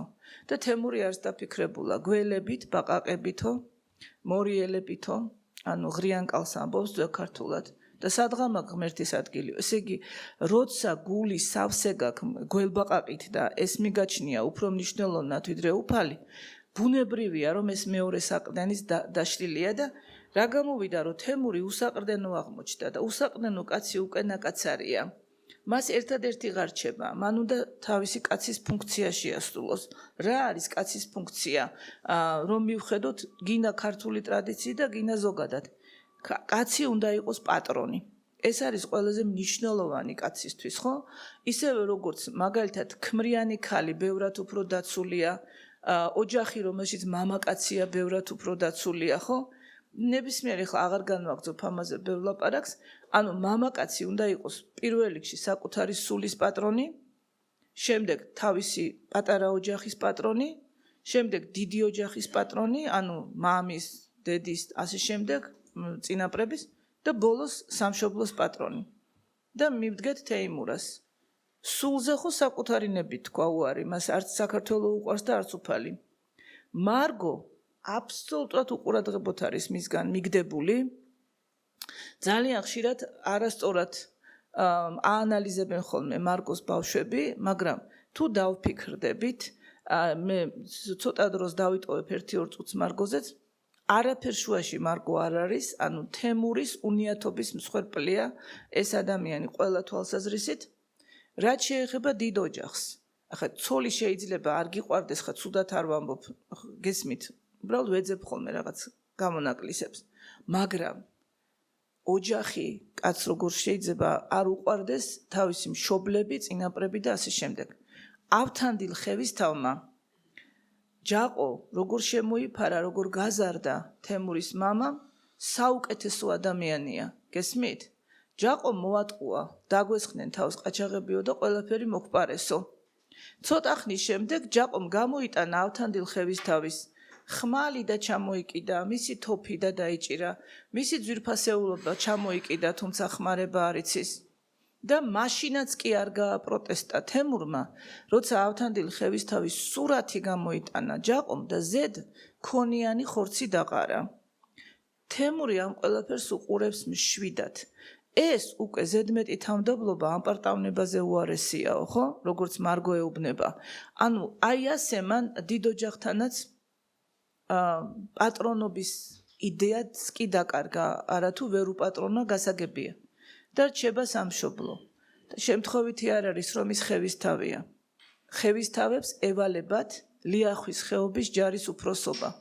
ანუ ისინი უნდა იყვნენ ლიახვის ხეობის დამცველები. და ხვდებით, რომ თეიმურაზი არის ანტიხევისთავი. საერთოდ არანაირი ძალა არ აქვს, რომ დაიცვას თავისი კუთხე პირიქით. ტყეც გაანიავა, მიწებიც გაყიდა, ყველაფერი წაართვა ჯაყომ, საკუთარი სახლიც კი ავთანდილ ხევისთავის სახლი. ამაზეც კი ხმა არ ამოუღია მას და როცა კიბეზე დააგორა ჯაყომ, უსიტყვოდ და თავდაღუნული წავიდა. და შემდეგ როცა დაუბრუნდა უკან, ეგრეთ წერია, როგორც ერთგული ძაღლი უბრუნდება თავის პატრონს, ისე დაუბრუნდა იგი ჯაყოს. და კიდე კარგი თვითონ სიტუაცია იყო შეცვლილი, თორე თემური ალბათ ისევ ძველებურად განაგრძობდა თავის უნიათობას და მარგომაც ძალიან დიდი როლი შეასრულა მის ჭკუაზე მოყვანაში. ხლა ცოტა მე სულ ასეთი სურვილები მაქვს ხოლმე და ცოტა რომ მივხედოთ რელიგიურ ქვეტექსტსაც, იმიტომ რომ შეპარულად ასე თუ ისე ძალიან დიდ მნიშვნელობას ანიჭებს ნებისმიერი დიდი მწერალი სარწმუნოებრივ საფუძველს, იმიტომ რომ ყველა დიდი ლიტერატურა ეფუძნება რომელიმე სარწმუნოებას. ამიტომ აშკარა ქვეტექსტი აქვს ჯაყოს ხიზნებსაც. კერძოდ დავიწყოთ იქიდან, რომ თეიმურაზის სიმბოლო ხდება ძაღლი. ძაღლი ქრისტიანულად სახარების მიხედვით გახლავთ წარმართი, რომელიც შორს არის სარწმუნოებისგან, თუმცა არის ასეთი მომენტიც, როცა მაცხოვარი ამბობს, რომ ხანდახან ძაღლები სუფრიდან გადაყრილი, მაცხოვარს ეუბნება უпроსტად ლევიტელი დედაკაცი, რომ სუფრიდან გადაყრილი სამარიტელი უკაცრავად ნამცეცებითაც კი იკვებებაო. აი როცა მაცხოვარი ეტყვის, რომ წადი დედაკაცო, შენი წმენის გამო შენი შვილი კარგად არისო. და ასე რომ გამოდის, რომ ძაღლიც კი შეიძლება იყოს, ანუ წარმართიც კი შეიძლება იყოს უფლის არეალში და თვალში ღირსეული, თუ კი მას აქვს რწმენის რაღაც ნამცეცი მაინც შერჩენილი, მაგრამ თემურს ესეც არ აქვს. ამიტომ თავიდან პირველად ძაღლის ლეში საყროლებული სუნი მას მოსდის, როცა 9 ნეტარებაზე ამბობს, რომ ეს არის ღვთაებრივი ბოდვა. და როცა ივანე უსწორებს მას, ეუბნება, რომ რას ამბობო, ქრისტიანობა ატავიზმიაო. ანუ რაღაცა ხორცმეტი, რომელიც უნდა მოვიშოროთ. და კიდევ განაგრძობს, რომ ჩვენ არასოდეს ქრისტიანები არ ყოფილვართ, ქართველები ნამდვილი ქრისტიანები არ არიან და თვლის იქ რელიგიებს, რომ სხვებს უფრო მეტად წამს თავისი ბუდა თუ ალაჰი, ვიდრე ჩვენ გვწამს ქრისტესიო. ივანე რა თქმა უნდა ამას აპროტესტებს, მაგრამ თემურს ეს არ ესმის და თანდათან იხრჩობა იგი ძაღლის სუნით. ანუ უფრო და უფრო რაც შორდება უფალს, მით უფრო ძაღლი ხდება, გესმით? მით უფრო და ბოლოს უკვე როცა ეჩვენება, რომ სკამზე სადაც ზის, იატაკზე, კედელზე, ჭერზე, აბსოლუტურად ყველგან ძაღლის, მკვდარი ძაღლის ტყავებია და ლეშები მიყრილ-მოყრილი და ბოლოს უკვე გულზეც აქვს მას ჩამოკიდებული აი ეს ლეში. აი სწორედ მაშინ ხვდება მარგოს და მარგო ეუბნება, რომ ჩემი ცოდვა შენ კონდეს თემურ, ყველაფერი შენი ბრალია, იმიტომ რომ რაც მე დამემართა, ყველაფერი შენი უნიათობით არისო და აი პირველად უყურეთ, აი მაშინ გამოჩნდება რა დიდია ჯავახიშვილი და როგორ იცის აი ქვეტექსტი, აი ბოლო ორი გვერდი, მე თუ მკითხავთ ჯაყოს ხიზნების არის გენიოსის დაწერილი ამ სიტყვის პირდაპირ მნიშვნელობით და თემური უცბად დაიწყებს ტირილს და თემური იტყვის მართალი ხარო ჩემო მარგო მარგუში მაპატიე ყველაფერი ჩემი ბრალიაო და თუ მანამდე ხან ჯაყოს აბრალებდა იგი თავიან თუ ბედურებას და თან მარგოს ხან და თვით თავის თავზე არასოდეს ხელს არ იშვერდა აი ახლა უყურეთ როგორც კი თიც საკუთარი თავისკენ მიიშვერს და როგორც კი ცრემს ჩამოაგდებს აი იმ წუთშივე უნდა გაგახსენდეს ალბათ რომ სინანულის ნამდვილ ცრემს ჯოჯოხეთის მთელი ცეცხლის ჩაქრობა შეუძლიაო ხო წმინდა მამების დიდი სწავლება და აი როგორც კი მართლა დაიწყებს სინანულს და უცბად გრძნობს რომ აი იხრჩობა ძაღლის სუნით და ნახეთ რა გააკეთა მივიდა კიდობანთან სადაც ქონდა გადამალული აღარც ახსოვდა სადიდო ღვთისმშობლის ხატი ამოიღო ეს ხატი სანთელი აანთო და აი პირველად მაშინ ამდენი ხნის განმავლობაში პირველად მაშინ ისევ ცხრანეტარების სიტყვებით დაიწყო ლოცვა, რომელსაც მანამდე ბოდვას უწოდებდა. და როცა იგრძნო, რომ რაღაცა თითქოს აღარ მოსდის ძაღლის სუნი, გამოაღო ფანჯარა, გაიხედა, დაინახა მამა პაპის კოშკი, რომლიდანაც აი ამ კოშკში ცხოვრობს ახლა მარგო ჯაყოსთან ერთად და სანთელი გამოდის იმ კოშკიდან, შემობრუნდა, თვითონაც უნთია იქ სანთელი და პირველად მაშინ აქამდე ვერ დაინახა, იმიტომ რომ თვალებზე ლიბრი ქონდა გადაფარებული, პირველად მაშინ დაინახა მარგოს წარწერა, ნახე, განვიცადე, წამდა ვტიროდი. მივიდა და თვითონაც მიაწერა, მეც ვნახე, მეც განვიცადე, ახლაც მწამს და ახლაც ვტირი. და აი როგორც კი დაამთავრა ეს, ანუ როცა მისი სინანული გაფორმდა უკვე, ხო გესმით, აი სიტყვების ფორმა მიიღო, სახე მიიღო, ილოცა, სანთელი აანთო, უცბად გრძნობს რომ აღარ მოსდის ეს ძაღლის სუნი და ესე ჩუმჩუმად მოაპარა თვალი აქეთ იქით ისედაც შეშინებულია და დაინახა რომ არანაირი ძაღლი აღარ არის არსად ჭერში ქვემოთ იქით აქეთ გაიხედა აღარ არის უკვე ძაღლის ტყავი და ძალიან იმედიანად დაამთავრა მიხეილ ჯავახიშვილმა რომ ელოდება ნაქმარევი ნაცოლარს და დაყუდებული შიომღვიმელივით იცდის თეიმურას ხევისთავი ამასაც გეტყვით წეღან თქვი ეს რატომ გაუხდა მას დახვრეტის საბაბი. პირველ რიგში იმის გამო, რომ დიდი მამა შიომღვიმელი არის ბოლომდე მონანიების სიმბოლო. რადგან იგი მოგეხსენებათ, რომ 19-იან ჭაში მოღვაწეობდა და შემდეგ იქვეა დაკრძალული და აი მან გვასწავლა, რომ ადამიანმა თავისი ძველი, ცოდვილი, გაუბედურებული ადამიანი უნდა ჩაკლას და იქიდან უნდა აღდგეს დიდი კაცი. იმიტომ რომ კაცის ნაწილი ჩვენში ილიამ როკაცია ადამიანი უკითხა, კაცის ნაწილი ჩვენში არის უფლის ნაწილი და ადამიანი, ანუ ადამის ნაწილი, ეს არის დაცემული კაცი, მიწა და ჩვენ როცა ჩვენ სოდვებზე ვფიქრობთ, იმ მიწას ვამუშავებთო, რომლიდანაც შევიქმენით. ანუ ადამის გადაკეთებას ვცდილობთ, რომ შევქმნათ ჩვენში ახალი ადამი, ანუ იესო. და აი უყურეთ ახლა რა ხდება თემურმა დაიწყო ხო თავის თავზე ფიქრი იტირა და მას უკვე ეძლევა გზა რომ თუ იგი შიომღვიმელს გაიხსენებს და თავის ძველ ცოდვილ კაცს ბოლომდე მოინანიებს მაშინ ის აღდგება და მიხედავს თავის თავსაც და მიხედავს თავის ცოლსაც და თავის ქვეყანასაც ამიტომ დაყუდებულ შიომღვიმელს მიამსგავსა, უნდა ბოლომდე მოინანიოს, მან და ისე უნდა წამოდგეს და ესეც ცნობილია ხო, რომ თუ დაცემული ადამიანი ადგომას მოახერხებს, ის მერე აღარ დაეცემა იმავე ადგილას. და მეორე და არანაკლებ მნიშვნელოვანი. ანუ თუ შიომღვიმელი ერთი მხრივ სულიერი გაძლიერებისა და სულიერი ამაღლების სახე იყო და ჯაყო სხვათა შორის ლაჩარია, მას რომ ერთხელ მაინც დაუყვიროს თემურმა იმ წუთშივე თავის ადგილას მოჯდება, ასე რომ ვთქვა და ხმას ვერ ამოიღებს და ვერაფერს გაბედავს, მაგრამ თემურს არა აქვს თვითონ ეს ძალა და ეს თემურის ბრალია. მაგრამ მაშინ, როცა ის შიომღვიმელი გახდება, უკვე ძალიან ძლიერი იქნება და ყველაფერს მოახერხებს. და მეორე, ფიზიკურ სიძლიერეზეც რო ვილაპარაკოთ. საქმე ის გახლავთ, რომ შიომღვიმის გამოქვაბულებში იყო ქაქუცა ჩოლოყაშვილის ჯარის გადარჩენილი ნაწილი. და ისინი იქიდან იბრძოდნენ. ანუ პარტიზანული ბრძოლები იყო, ასე ვთქვათ და აი ეს სანამ შიომღვიმის ნაწილი არსებობდა, ეს შიომღვიმის ბატალიონი, ასე ვთქვათ, მანამდე ჯერ კიდევ იყო იმედი ჯერ კიდევ იყო იმედი, რომ რაღაცას მოახერხებდნენ.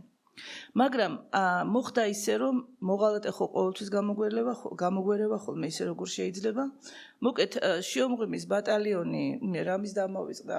ამ ბატალიონს მეთაურობდა ლევან რაზიკაშვილი. ყველა თქვენგანი ხვდება, ვინც არის, ვაჟაშვილია.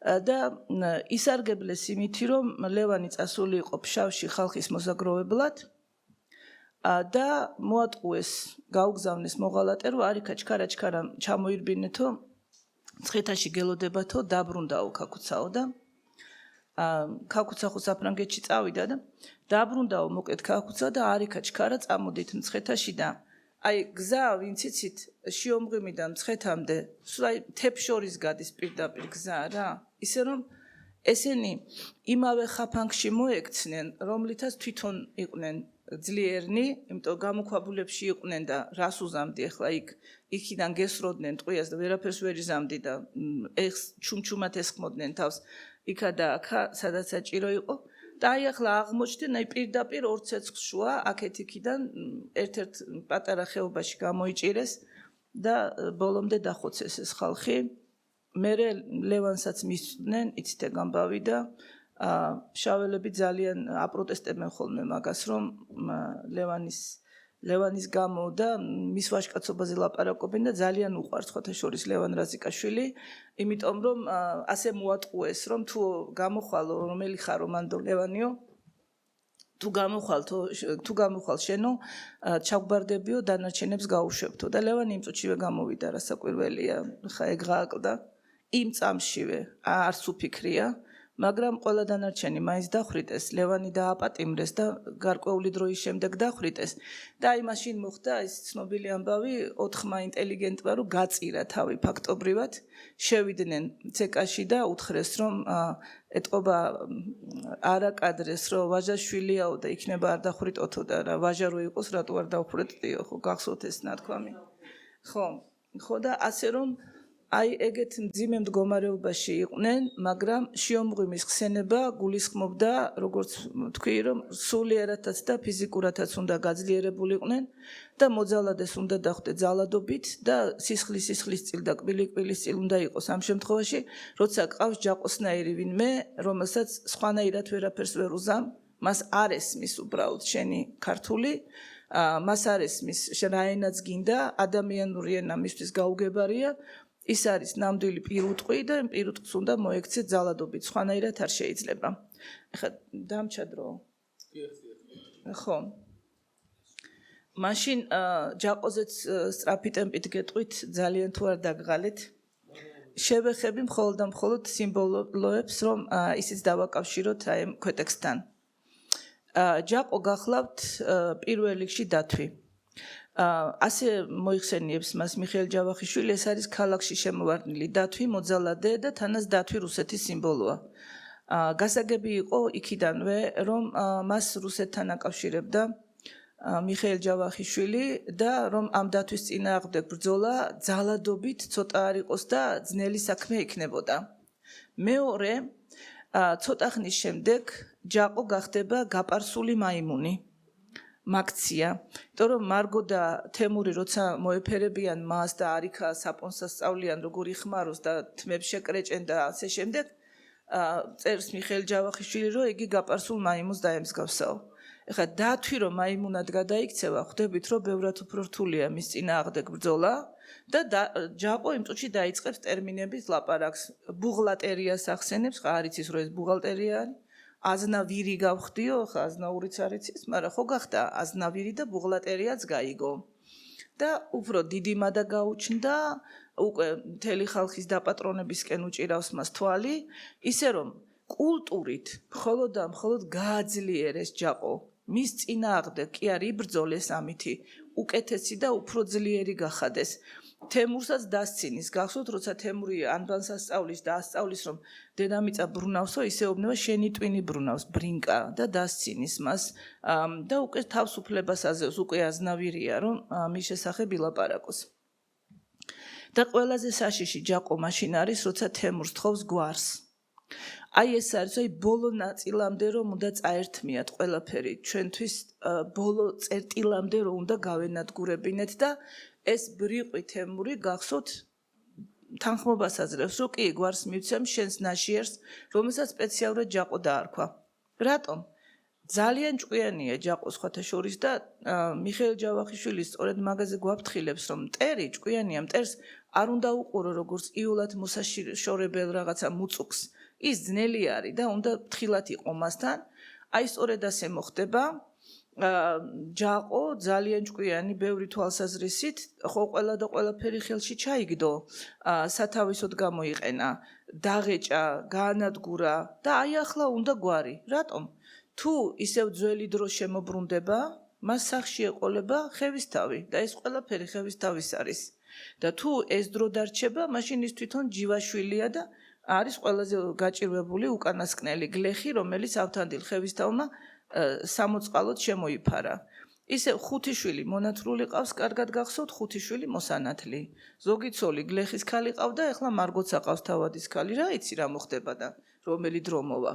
და ამიტომ აი ასეთ მედროვესთან ჭიდილი ცოტა რთულია და რა თქმა უნდა ჩვენი მხრიდანაც ჭკუაგონების გამოყენება უნდა. და ბოლოს ვიტყვი სახარების მიხედვით რო ვილაპარაკოთ, როგორც არის გაკეთებული სახე ჯაყოსი. ჯაყოს სახე გახლავთ, ნუ დაუფენ მარგალიც ღორებს. და წეღან თქვი, აი ახლა ორი სიტყვით ვიტყვი. ჯაყო ნამდვილი ღორია, რომელმაც მარგო ფეხქვეშ გათელა, ამოსვარა ტალახში, გაანადგურა და შემთხვევითი არ არის, რომ მარგოს სახელი გახლავთ მარგარიტა. ის მარგარიტა ყაფლანიშვილია და აი მხოლოდ სახელის ცვლილებითაც კი შეგვიძლია ვივარაუდოთ, რა სურვილი ჰქონდა მიხეილ ჯავახიშვილის მარგოს სახის შექმნით. ის არის მარგალიტა ყაფლანიშვილი. ცოტა ხნის შემდეგ, როცა გაჰყვება თემურს, გახდება მარგო ხევისთავი და ბოლოს გახდა მარგუშა ჯივაშვილი. მარგალიტი გახლავთ 64-ის სიმბოლო ქრისტიანულად და მარგალიტი ჩვენთვის არის ჩვენი სამშობლოც. მარგალიტი იყო ყველაზე ძვირფასი ქვა შუა საუკუნეებში, არც ერთ სხვა ქვას ისეთ პატივს არ სცემდნენ როგორც მარგალიტს. ამიტომ ამბობს რუსთველი სწორედ რომ ხელთუქმნელი მარგალიტია მისი ნაწარმოები, ამაზე მაღალქებას ვერ იტყვის და ამიტომ მარგალიტს აძლევს თქვათ თინათინი ავთანდილს, იმიტომ რომ მიანიშნებს ამითი რომ 64-ის გზაზე მიდის ის, როცა გაჭირვებული ადამიანის დახმარებას აპირებს, ეს არის გზა მარგალიტისკენ მიმავალი. იმიტომ ეს ყოველივე მოდის ძალიან ცნობილი სწავლებიდან, რომ ყველაზე ჭკვიანურად იქცევა ვაჭარი, რომელიც გაყიდის ყველაფერს და იყიდის მარგალიტს. ანუ სასუფეველი გავს ვაჭარს, რომელმაც იყიდა მარგალიტი. ანუ ავთანდილმა თავისი ქცევით იყიდა მარგალიტი, თემურს სრულიად დაუმსახურებლად შეხვდა მარგალიტი, ანუ ქართველს საქართველო, ასე რომ ვთქვათ. თემურმა მარგალიტი ვერ დაიმსახურა, ამიტომ მისი ფასი არ იცის. და ამ მარგალიტს იგი ღორს ჩაუგდებს ფეხქვეშ. ამიტომ არის რომ ყველაფერი მართლაც თემურის ბრალია და გამოსწორების გზა არის ნაჩვენები ნაწარმოების ფინალში.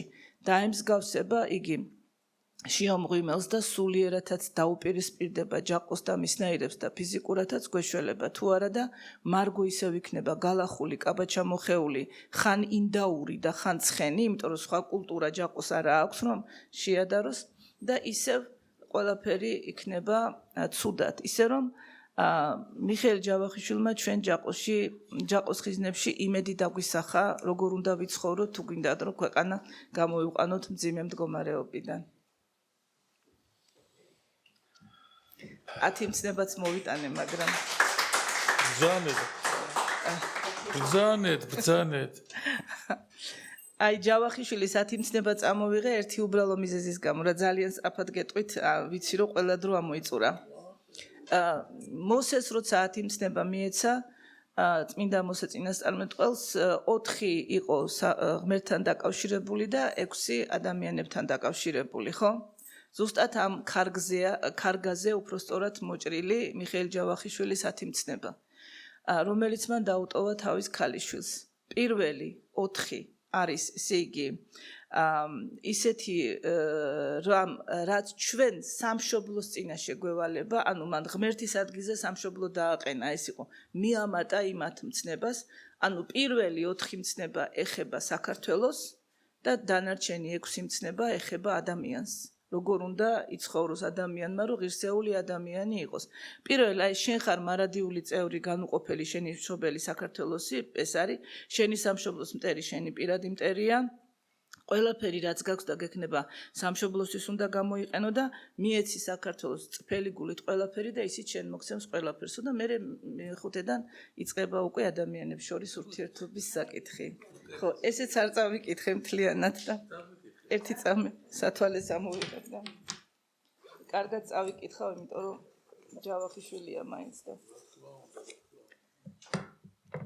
ხო და კარგია რომ 10 მცნება გაითვალისწინა. აი აქედანაც გამოჩნდება რომ ჩვენი წინაპრები მართლა ცხოვრობდნენ და აზროვნებდნენ ქრისტიანულად. ყვილა კი არ ამბობდნენ ისინი ამას და ჩვენ ძალიან ღრმადმორწმუნე ერი ვართ, სხვათა შორის ნურავი ნუიტყვის სხვანაირად. აი მე მამა ადამ საჩუქრად გადავეცი წიგნი და იქ ვუთხარი ბოლოში არის პირველი ქრისტიანული რუკა, რომელშიც ჩვენ არაფერ შუაში არა ვართ.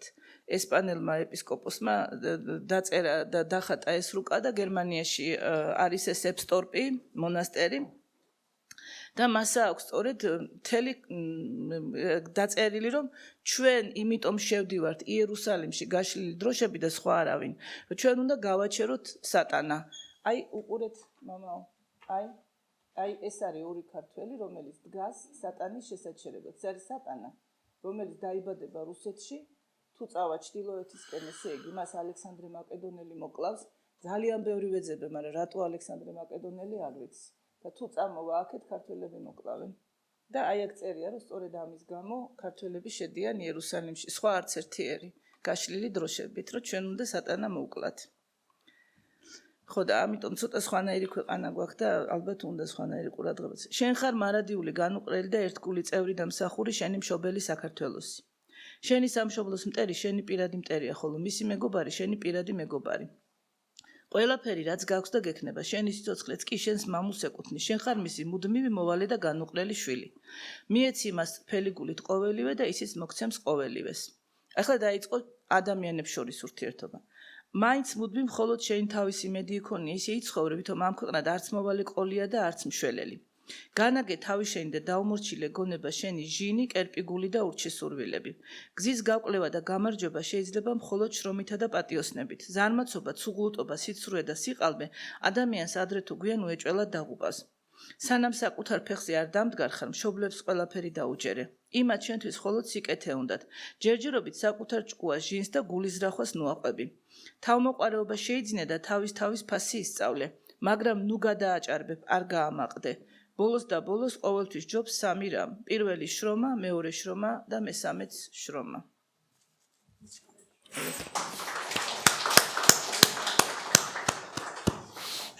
ძალიან დიდი მადლობა პირიქით. მართლაც საოცარი საუბრისათვის და ალბათ ამაზე უკეთესად ძნელი იყო მიმოგვეხილა მთლიანად მიხეილ ჯავახიშვილი.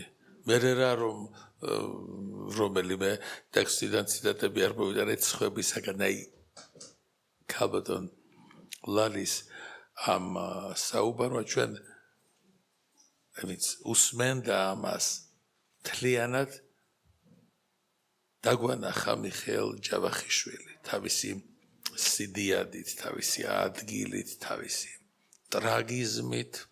და შეიძლება იყოს დიდი ადამიანი და არ იყოს ტრაგიკული, ეს წარმოუდგენელი არის. გიტრის ყვრა და ჩქარიტაში სერიოზული ადამიანის ცხოვრების ატრიბუტი არასოდეს არ არის. არამედ ტრაგედიათა ჯაჭვი. კიდევ ერთხელ მაინც ესე ვთქვათ, გავშიფრავ ზოგიერთ რამეს ჩვენი ახალგაზრდებისათვის. აი ყველაზე მთავარი რა არის ხოლმე ის რომ უნდა ვიკითხოთ ამაზე არ უნდა ვილაპარაკოთ ხო ცივილურ საზოგადოებაში. მე მგონი ყველაზე მეც ის იძახის აღარ კითხულობენ, ვისაც თვითონაც არ უკითხია ბევრი, როცა ეკუთვნოდა ეს, ხო? იმიტომ რომ ძალიან ძნელი წარმოსადგენია ადამიანი, რომელიც არ კითხულობს. რადგან წიგნი ღვთაებრივი წარმოშობისა, წიგნი თუ შენ ცხოვრებაში არ არის, შენ ღმერთთან ვერ იქნები. ვერანაირად. ერთადერთი სარწმუნოება, რომელსაც ღმერთთან მივყავართ, ხომ ქრისტიანობა, სხვა ყველაფერი სხვა რამეა, არ ვიცით რა ქვია. მაგრამ სხვა, იმათ თვითონ განიხილოდეს. ხოდაი ქრისტიანობა წარმოუდგენელია წიგნის გარეშე. ამიტომ რაც არ უნდა ილაპარაკო, რაც არ უნდა თქვა, ჩვენ ისევ და ისევ ვრჩებით ჩვენს ტრადიციულ განწყობაზე. და ამ განწყობას ქმნის წიგნი და მეტი ვერაფერი.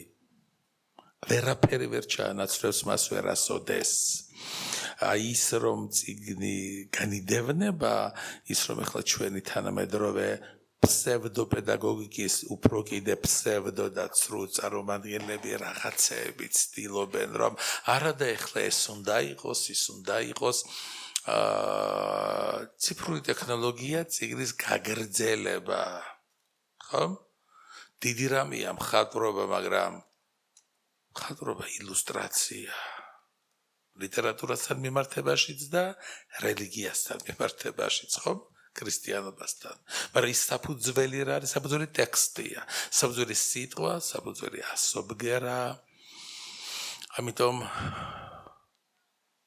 ყველანი სკოლაში რაღაცას დაახვა, დანებდა თეიმურაზივით. და აი ამ თანამედროვე ჯაყოს წინაშე ოღონდ თვითონ არ შეეწყვება, არ მოხველდრო და დამატებდი, რომ კარგად იცის ჯაყოს ტორის წონა და მტკივნეულობა. მე მარგოც გაიგებს ამას თუ შედა რა ხუდგები, ხომ? ამ ჯაყოს რომ გაუწვა ჩვენი განათლების სისტემა. ამან მიგვიყვანა აქამდის. აი, როგორ არ ვაფხიზლებდი ჩვენ მშობლებს, რომ ჩვენ არ უნდა წავიყვანოთ შვილი იმ სკოლაში, საიდანაც ჯვარი და ხატი გამოყარეს გარეთ. და მე ისეთი ამბავია მეტეხის ხიდზე ეს მშობლები პირველი მორბიან.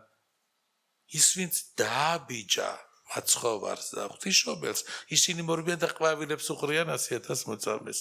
ძალიან ბევრი რამე გვავიწყდება. იმ სკოლაში არ უნდა შევიდეს პედაგოგი, საიდანაც გამოგდებულია ჯვარი და ხატი. ეს არის ცოცხალი სარწმუნოება და სულიერ სიკვდილს არ უნდა დავნებებულიყავით, მაგრამ არაფერმა ჩვენ არ გამოგვაფხიზლა. აი ეს ახლაც არ არის გვიან. აი ეს ზუსტად ასე უნდა იყოს. ხატმებრძოლეობის მსგავსი გამოვლინება ცოტა ყოფილა და მუდმივად ლაპარაკი იმაზე, რომ აი ის იმპერია და ის საბჭოეთი იყო მხოლოდ ცუდი. და ეხლა განეხლა სიარებრძვიან, იგივე არ დაგვიბრუნეს ბოლშევიკური იდეები და ასე შემდეგ. აი რა საოცარი რამე არის, როგორ გადაჯიშთა და გადაგვარდა ეგრეთ წოდებული წერლობა, მათ მარტო ის კი არ ჩაწერეს გადაწყვეტილებაში მიხეილ ჯავახიშვილის საკითხი რო განიხილეს კრებაზე, რომ გაირიცხოს, ისეთ რა ჩაწერეს, განიდევნოს და ფიზიკურად განადგურდეს. აი ამას რომ წერალი დაწერს.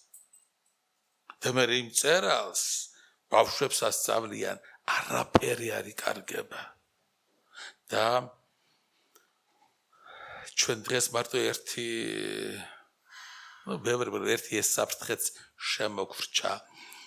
ერთი ხანი ეს რაც ცუდი იყო, მართლა რაც ცუდი იყო, ის რამაც ადამიანად ყოფნა გაგვიუბედურა, ჩვენ გვეგოდა, რომ ჩვენ დავამარცხეთ ეს საბჭოეთი, ხო? და ყველა ვინც კი ქუჩაში გამოსულა სამჯერ საქართველოში, ხო ასეა ქალბატონები, ყველა იჩემებს ეროვნულ განმათავისუფლებელ მოძრაობაში ვიყავითო და რა მოძრაობაში იყენ თვითონაც არ იციან. მაგრამ მათი კაი კაცობა და კაი ქალობა სულ გამოჩნდა, ხო? ჩაიარა ეგრეთ წოდებულ ეროვნულ მოძრაობამ და ისინი ყველანი იგივე დრაკონის მსახურები შეიქმნენ, რომელ დრაკონსაც ვითომ ებრძოდნენ.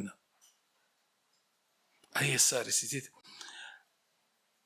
ჯაყოს ხიზნებში ძალიან ბევრი რამე ჩანს, აი ძალიან ბევრი, რამდენჯერ გინდა წაიკითხე და შეიძლება ჯაყოს ხიზნებზე, არ ვიცი მე, აი ჩამოწერ, რამდენი დისერტაციის დაცვა შეიძლება, იმიტომ რომ ყველაფერია. აი ყველაფერი, ჯაყო არ არის ერთი ოსი ან რუსი დათვი. არა ამისთანა აი ესეთი მართლა კრეფსითის სახე ცოტა, ხომ ის მწერლები არ არიან ჯაყოები, ვინც გაანადგურა ფიზიკურად, განადგურდეს რო ჩაწერეს, და ეს სულ ჯაყოები არიან ისინი. და რა არის მიზეზი იმისა, რომ ჯაყოები გაბატონდებიან. ჩვენ ალბათ ტექნიკურ ჯგუფს ვეუბნები, რომ უკვე უნდა დავამთავროთ, ხომ? და ჩვენ შეგვიძლია საუბარი გავაგრძელოთ, არა ჩვენი დრო გარკვეულად, ხო, ეხლა ჩვენ ისე დავამთავრეთ და მე საუბარი შეგვიძლია რომ გავაგრძელოთ, თქვენ იცით რომ ეს ონლაინ მიდის და მხოლოდ ის ნაწილი დასრულდება. და ამიტომ მათ გასაგვანადაც ვინ დავთქვა, როდის იწყება უბედურება, როდის ბატონდება ჯაყოიზმი. მაშინ როდესაც ადამიანები ახს დგებიან ღვთაებრივი წესრიგის წინააღმდეგ. მაშინ როდესაც ადამიანები ვერ დაინახავენ და მით უმეტეს დღევანდელ ადამიანებზე ვახლა თქმა უნდა ჩვენ რატო გვემუქრება რაღაც ცუდი რამ მომავალში, იმიტომ რომ ჩვენ იერარქიის წინააღმდეგნი ვართ ყველა.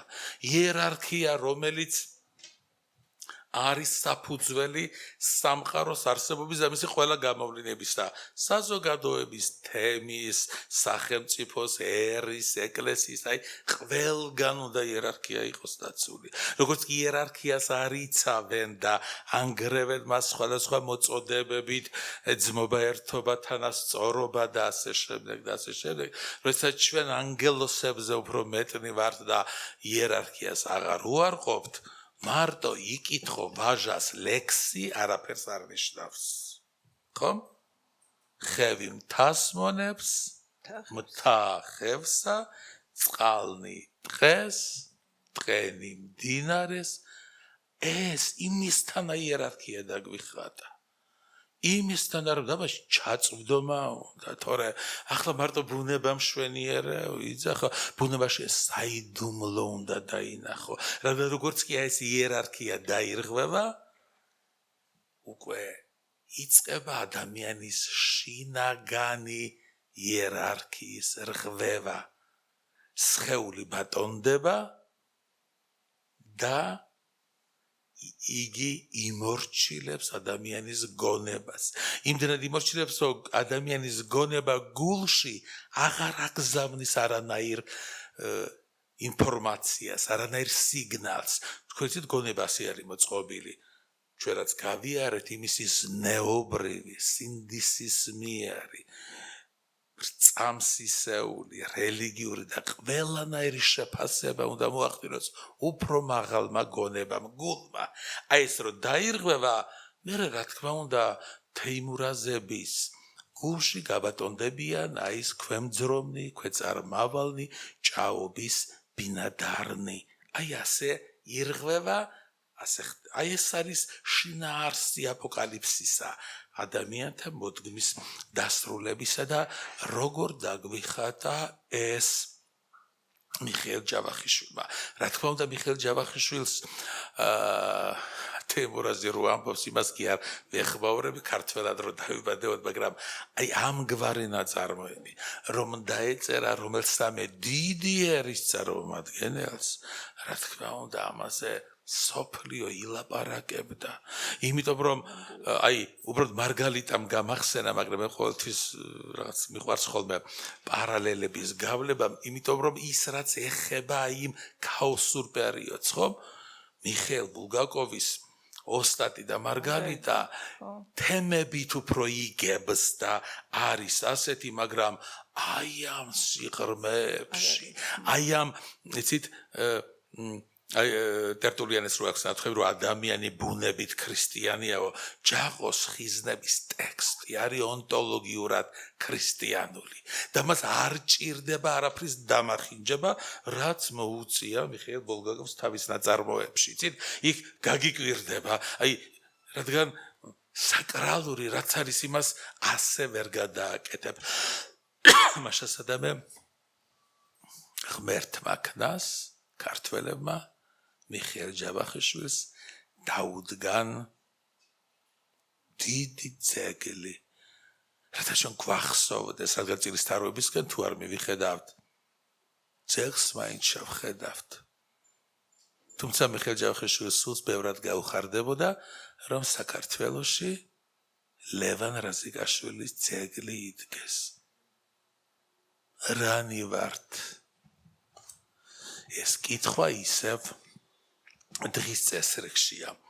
დიდი მადლობა ქალბატონ ლალის ისეთ რეფლექსიებისთვის, იმიტომ რომ ეს აღარ დამთავრდება ამდენი გულის ტკენანი, მაგრამ ბედნიერებისაც სამშობლოსათვის ტკივა გული. მიხეილ ჯავახიშვილი კი სწორედ ჩვენი სამშობლოა, მისი გული, მისი სული, მისი სისხლი და მისი ხორცი.